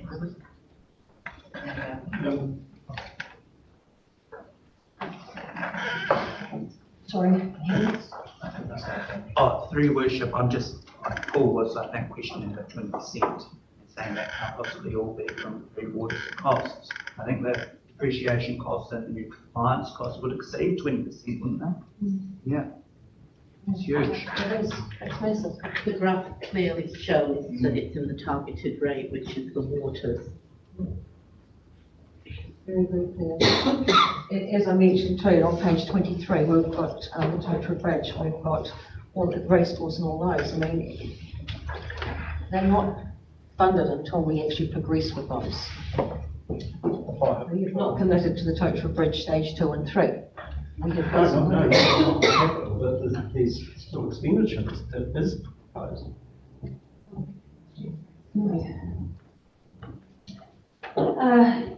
Councillor Phelps. Oh, sorry. Just sort of expanding on what Paul said, I do agree this year is exceptional because of what happened with the Three Waters depreciation last year and that folding into this year and so on. But sort of echoing what Paul said, I'm not convinced that we're pulling every lever available to try and keep the rating burden on our payers down. And I do think, yep, fair enough, there are the costs of some of our necessities like compliance, water infrastructure, etc., going up. But I know that in your own private life, if the cost of your necessities increases, well, you do have to dial back on your luxuries and your comforts and your conveniences and so on. And I think we should be trimming some of these trappings, because as I've said to other councillors before, if you wind back 10 years and adjust for inflation, we were spending $26 million in today's money.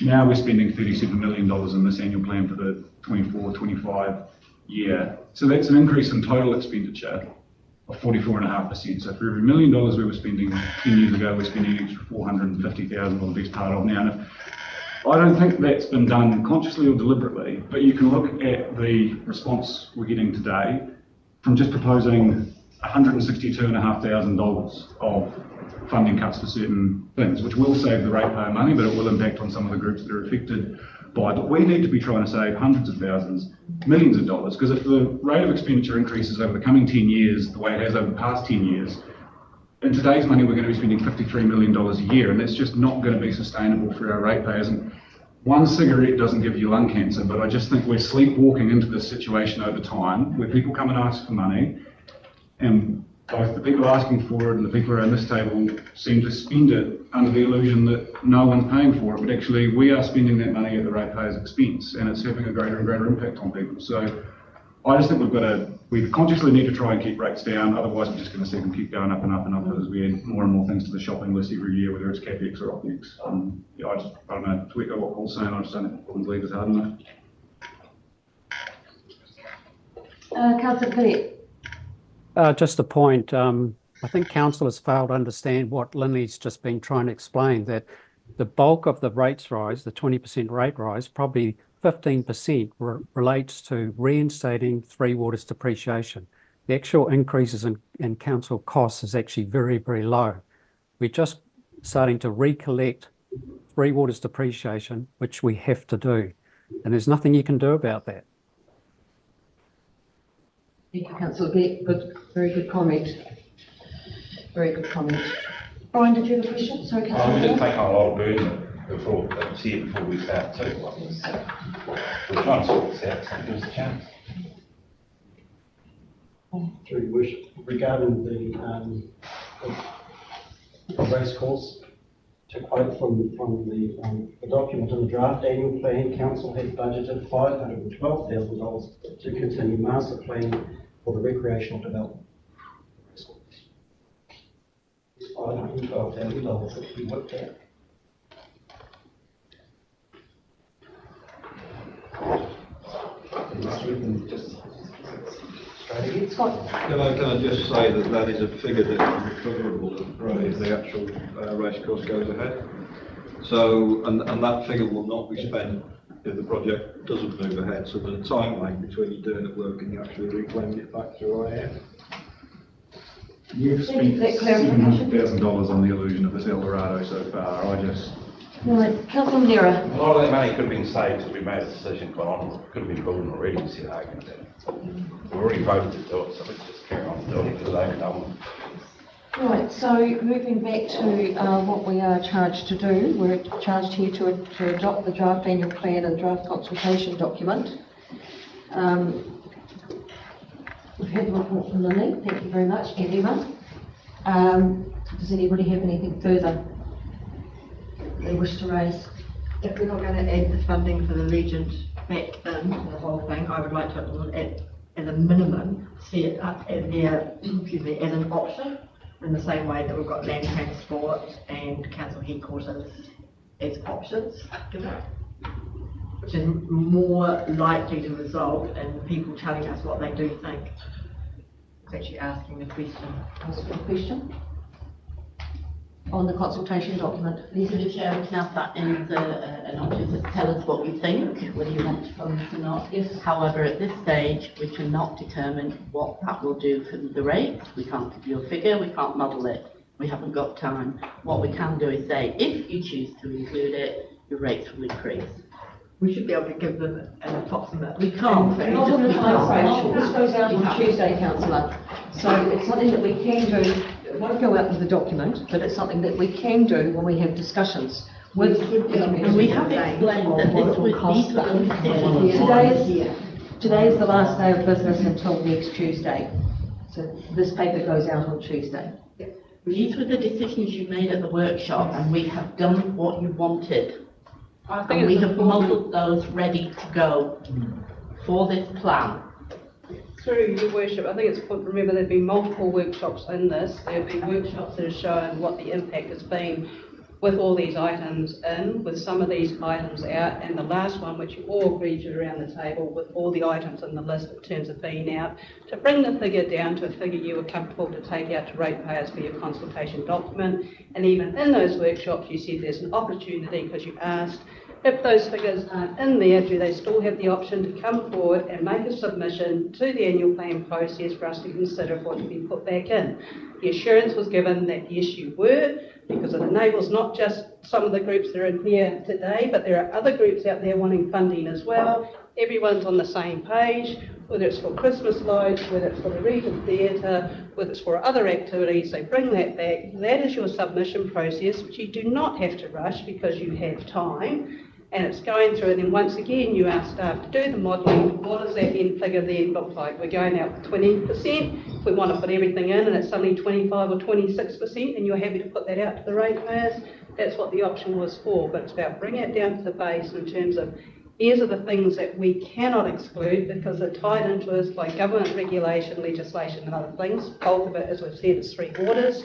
But we don't want to close the door and say, no, there's actually no chance of funding. But unfortunately, so everybody gets an opportunity, please don't miss the option for putting in the submissions. And as you've asked, you can put in there as an option for them, so it is highlighted, put in your submissions to support whatever organisation or group.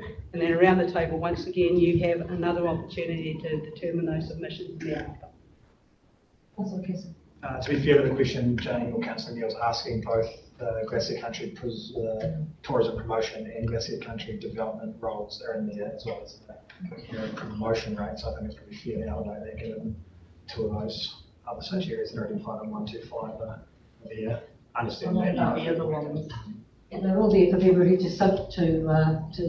put their comments and feedback on whether they want them to be continued or not. We can submit on anything, but I think a question asked is a more effective way of getting feedback than just something that's in the overall thing. And I appreciate And we can add a question to it. I probably agree as well. I understand you don't have a work day to go and do the calculations between now and then. But we can add a question to it. That's Absolutely. Oh, sorry, my question's redundant now. I was just going to say, if people want to put anything in the submission, including us starting a space program, they're free to. But yeah, we can, obviously, but a question and need to give it high priority if that's what we want to do. So anything further on that? So we have a request from Councillor Neil that the question go in with the consultation document on the Regent Theatre regarding continuation of support of funding to that. Are you happy with that, Councillor Neil? I would like to see an amount attached to it so that people have the idea of what they're commenting on, and I do, even if it was a range between $5 and $10 or whatever it is. Being it we're now only 5 to 3, and very talented finance. And I don't think that's going to be happening today, and I don't think it's fair to put the on them, the expectations of them to work after hours when they have already put in a lot of extensive over our time into this as it is. So it's perhaps a figure that we can ask for when we get closer to actually going out and talking with the communities, so we have that figure there that we can actually convey that and talk to them about. It will be going out next week, and we won't have that figure. No, but yeah, it's not going to be next week, but it'll be, we can get that figure as we go through those discussions. So this isn't a final plan, this is a draft plan. This is a draft plan, that's exactly it, it's a draft plan. Exactly. So do we have any other points on that? No? So, can I have a motion and a second, please, resolve that, that the report be received The council adopt the draft annual plan for 2024-25 and the draft consultation document. Engagement with the community will be undertaken from 9 a.m. Tuesday, the 2nd of April to 12 p.m. Friday, the 3rd of May 2024. I'm going to move into a second to those 3 points, please. Can we have some clarity first around some of the things that are being proposed to change? So Jane's option being added, the comments around the total funding for Bazaar Park being corrected if we think that's incorrect, and the funding around the fence, if we think that's been sorted this year, does that need to remain in there if that's, if they accommodate this year, it's something we carry over? Or does it need to stay in the sort of in the we'll work out to go before Tuesday when it goes live? So with the fence,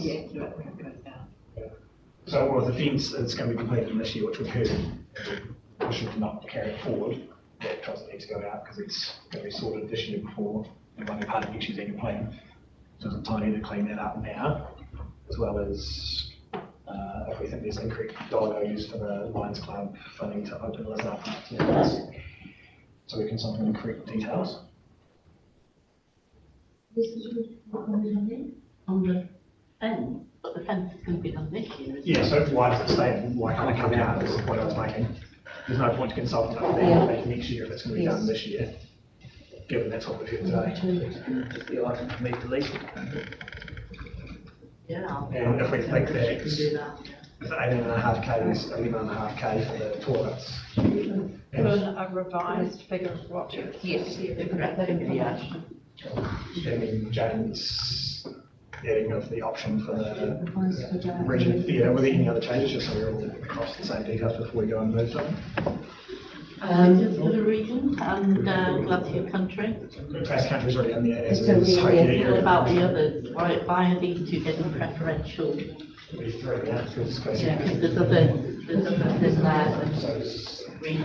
promotions. You would want to give them all the same option. Well, we should have the same option. Well, they are already in there, are they not? So it's just a matter of putting, no, it's just a matter of putting the Regent Theatre into the same box category as what Glacier Country promotions and funding. Yes, I'm saying the area promotions, community items there that you've removed.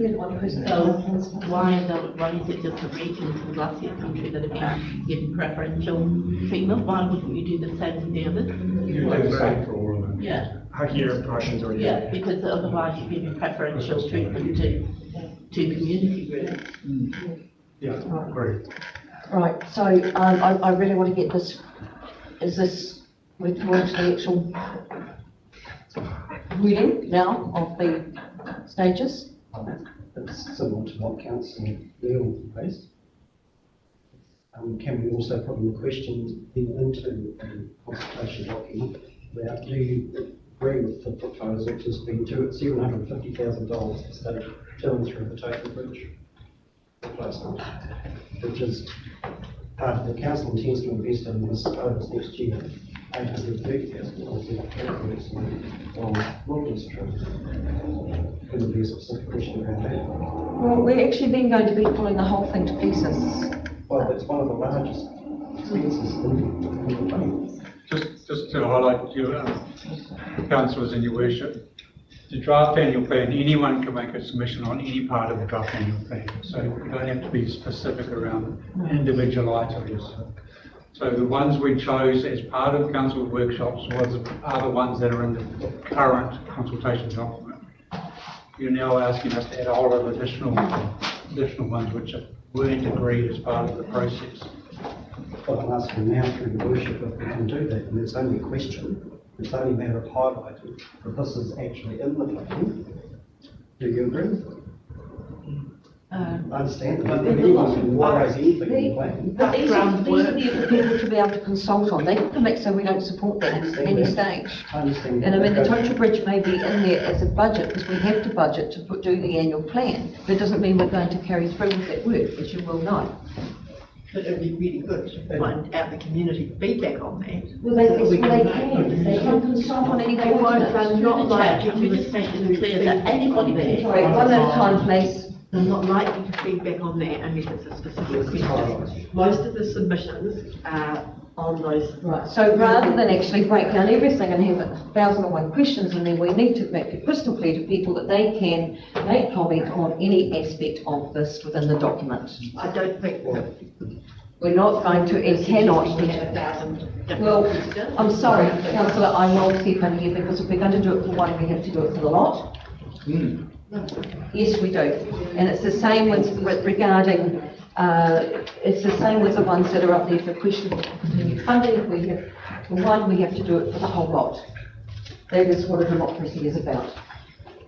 So we'll make it a blanket comment on feedback and comment from people in the document that they are free to comment on any aspect of the document and provide their feedback on support or non-support on any component within the budget, the projection plans, anything else that's in there.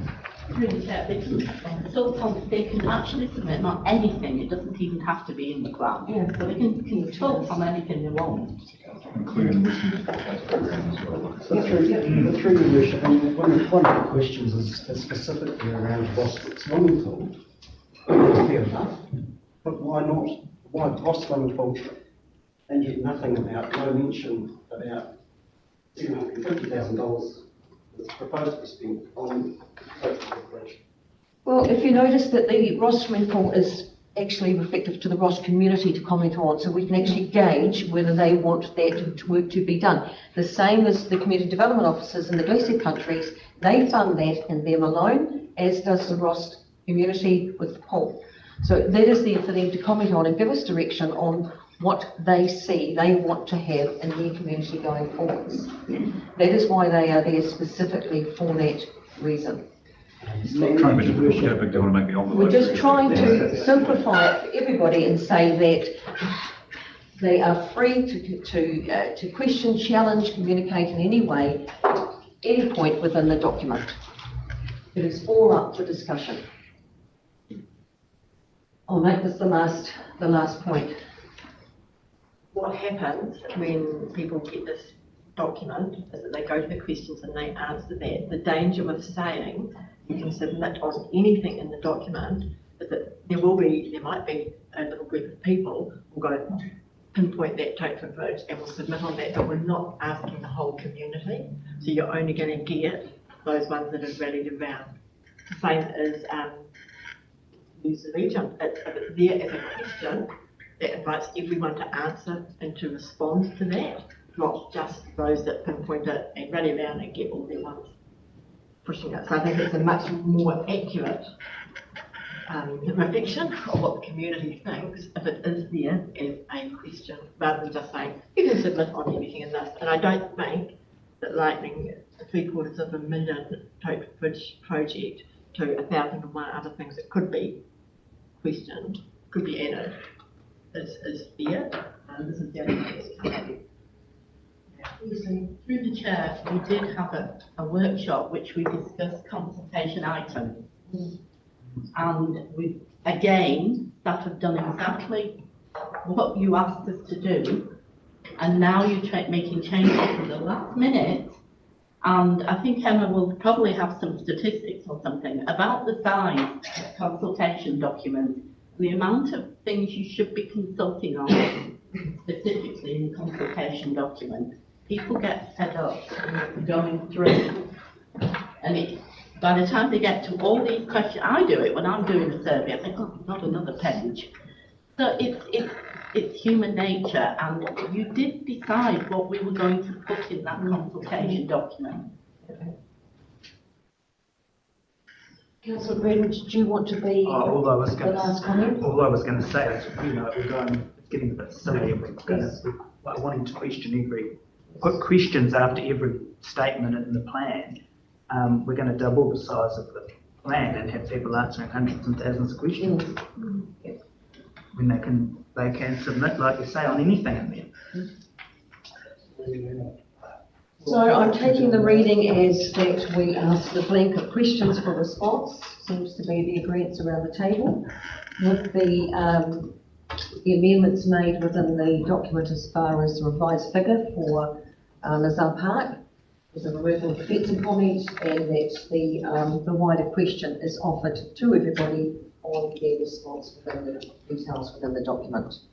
Do I read that right with the consensus? Yes. Right, so if we can go back to a mover and seconder, please, that the report be received. And point 2 is that council adopt the draft annual plan for 2024-25 and the draft consultation document with the revised figures and the amendment made. And that the engagement of the community will be undertaken from 9 a.m. Tuesday, the 2nd of April to 12 p.m. Friday, the 3rd of May 2024. Can I have a mover and seconder, please? Councillor Maleo, Councillor Casson, thank you very much. All in favour? Against? Carried.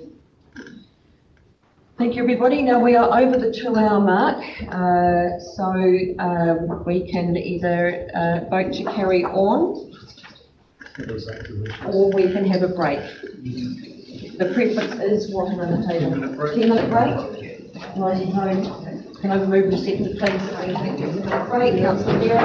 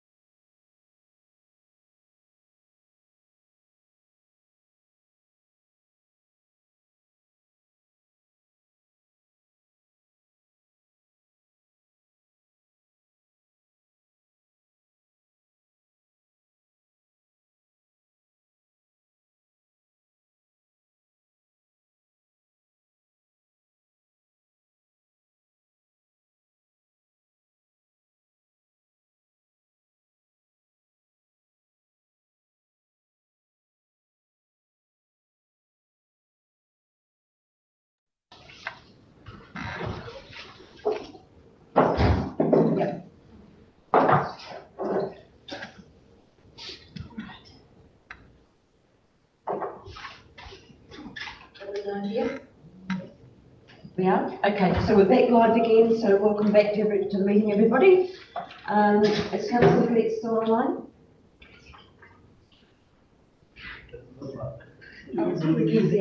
Yes, there? Okay, thank you, Guy. Right, so at 3:20 we'll start the rest of the meeting, and Leslie, Services and Risk and Assurance, to speak to the report on streamlined consultation. Thank you, Leslie. Thank you. Good afternoon, councillors.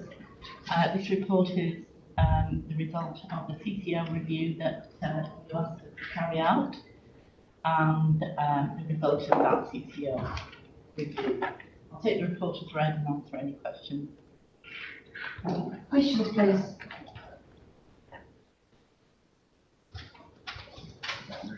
At what point will you be making the cost of the review public? I'm not sure that we will.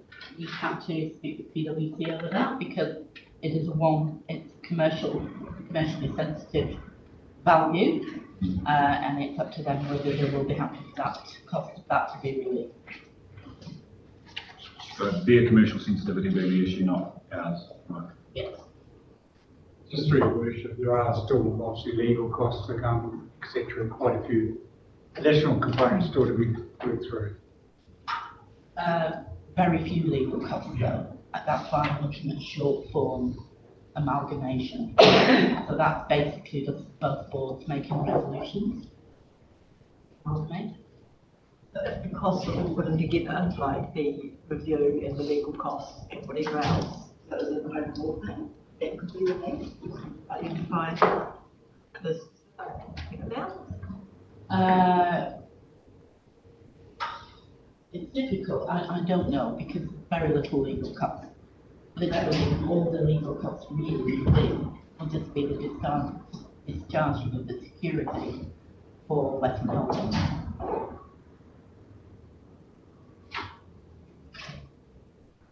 Maybe a few legal costs for us to amend the agreement between CCL and ourselves, the CCL lending.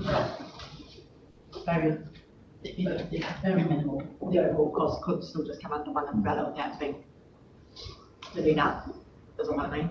So yeah, maybe might pay this, but that doesn't need to be stated, just so that we can put out the overall. Just through your worship, I think the ratepayers are right to know how much we've spent versus any waiting for PricewaterhouseCoopers are in the public interest. What the money is gone. Main reason I that's in the original. We can ask PwC, but it's up to them. Okay. And I think sitting along with that is that there'll be, once everything is settled and structured and so forth going forward, they'll be able to see we may have to take them through some of that as far as the gains that will be achieved through it to qualify against the costs. Yeah, but if you're going to do it, you're going to try and sell the cost benefit to the costers, obviously. Yes, I know, but we can't do that till we know about what they're going to sell or sections to be released. Anybody else have any questions? Paul? Through your worship, so just a comment that I'm really pleased that we've got this much. Now the public can see exactly where council's coming from on this and has the opportunity to feed into that. I think it's really good. I do agree that the council felt the cost of this should be revealed. I think that should be given the local government. What I am surprised is that, no disrespect to Destination Westland, but that Wild Foods is still under their umbrella, hasn't been separated out. And is there an opportunity with this consultation to revisit that? Because I mean, Destination Westland basically is still a mishmash of all sorts of things that don't seem to have a lot in common. And the consultation document for the annual plan has been adopted now with those few changes. This is purely about the amalgamation of Western Holdings with Westland. It is not about any other service with Destination Westland. It's purely and simply regarding the amalgamation. It's the structural thing. Yes, yes, agreed. Councillor Keeson. In terms of process, Leslie, we've got a week between submissions closing and the council decision at the April meeting. I assume there's no hearings can be had, and we'll just get a consolidated document with all of the feedback. We don't need a hearing for this. Effectively, under the Local Government Act, we don't really need to do so, but we felt, with the legal advice we took as part of the review, we felt it would be wise to at least give people an opportunity to see what we're doing. If they want to ask any questions or if they want to submit anything to it, they can do. So it's a very light touch consultation, because that is all that is required. And the outcome of that will be a summary document that has everything stated. Yeah, we'll bring something to the April meeting which has any submissions on it, and you can deliberate there as you would do with any other consultation document. Councillor Gillett has his hand raised. Oh, yeah, sorry, I can't get my video to work since we resumed the meeting. So I just get a message that the host won't allow me to connect. But I was just going to agree with Leslie prior to her statement, is that this document is purely all about the amalgamation of WHL and DWL and nothing more. We've already made a decision. The consultation document is very simple. We just have to vote on it and move on to the next agenda item. There's no further discussion needed. Thank you. Thank you, Councillor Gillett. Oh, he's back. And with that, going I'm back. I like what you said, Stevenson, I bet you're better. Right, so is there any further questions for Leslie on that? Right, so we will move on. Please, can I have a mover and a seconder, please? Resolve that one, the report be received. 2, council approve a principle to adopt a streamlined consultation process for the amalgamation process. First, moved councillor Keeson, seconded by councillor Neal. Thank you very much. All in favour? Aye. Carried. Thank you, Leslie. Thanks, everybody. Okay.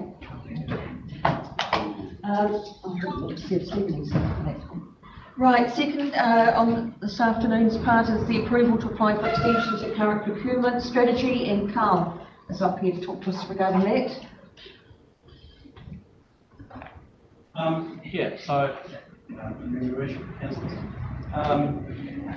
So essentially, as stated, this is a request to seek approval from Waka Kotahi to extend our current procurement strategy, which expires in May this year.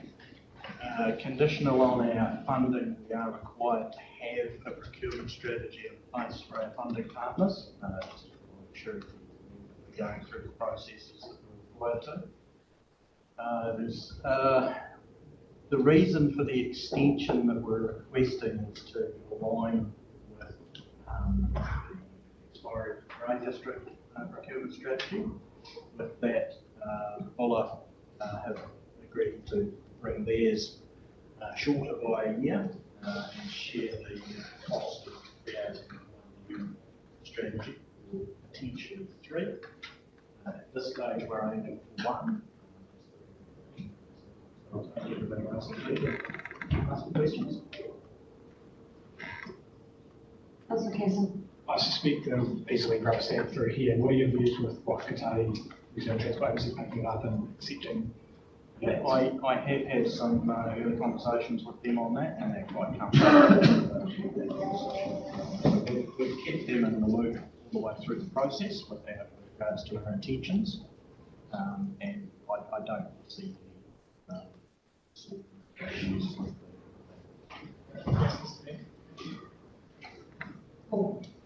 I think single procurement policy is a great one.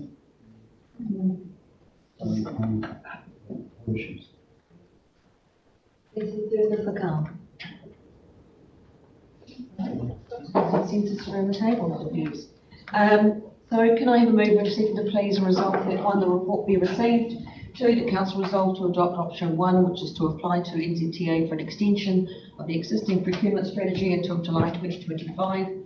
to allow for time to develop a new strategy in conjunction with the Buller and Grey councils in order to save costs and align all three councils' procurement strategies into a single West Coast Council's procurement strategy. Mover and a seconder, please. Councillor Baird, thank you. Councillor Neal. Councillor Gillette, third, we'll get you next one, Stephen, sorry. All in favour? Aye. Carried, thank you Carl, very much for that. Thank you. Next report, we have the Prince Joseph Waiau Operating District changes to joint committee agreement. Simon. Yes, thank you, Worship, and good afternoon again, councillors.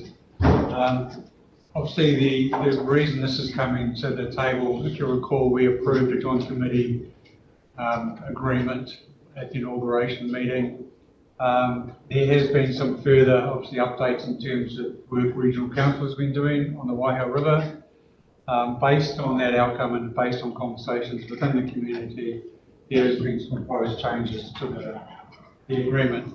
I'll take the report as read. Just to highlight in the confidential section, I will be naming the relevant community members at this stage.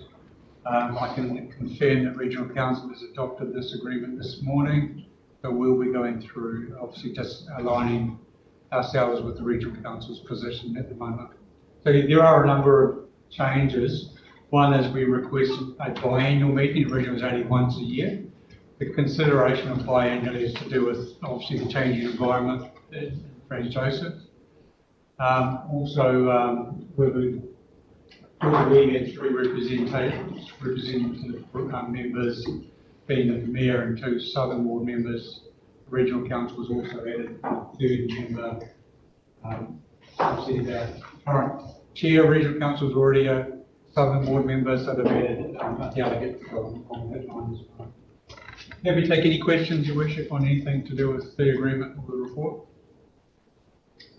Simon, thanks for that. Keen to understand, I'm hearing a bit from the community around the appointment via both us and the Regional Council of community members to the group as opposed to the localised election of people. Keen to address that, please. Could I cover that off in the confidential section?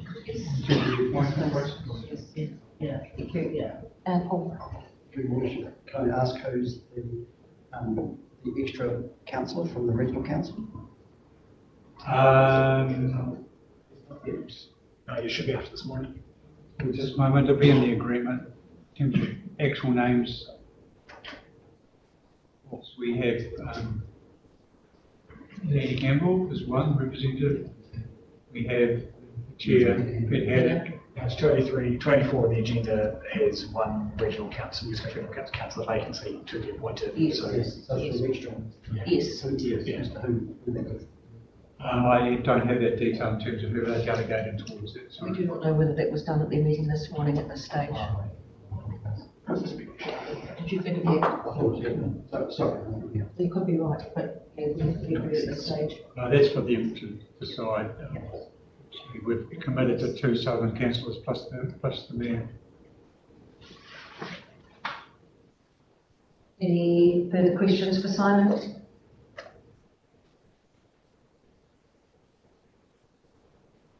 Nothing from there. Right, so can I have a mover and a seconder, please, for the report we received to the approve the amendments to the Prince Joseph Waiau Rating District Joint Committee Agreement shown in attachment 1 to the agenda, including the following amendment of clause 7 to provide for the appointment of 8 community members, 4 from each side of the Waihau River. The amendment of clause 13 to alter the required quorum from 5 to 9 and specify the makeup of the quorum needed to hold a meeting. C, providing for the appointment of a delegate from each council to attend meetings in place of appointed councillors where necessary. D, updating the term flood walls to flood defence assets for accuracy. And C, including a minor amendment to create a cross-reference in clause 24. Can I have a move and seconder, please, to those points? Councillor Manera, Councillor Burden, sorry. All in favour? Carried. Thank you, everybody. Thank you, Simon. So a resolution to go into the public excluded section of the meeting. If I can have a mover and seconder, please, resolve that council move into the public excluded section. Councillor Manera, thank you very much. Councillor Neal, thank you very much for that. We'll adjourn for 2 minutes just to allow time for the disconnection from Zoom.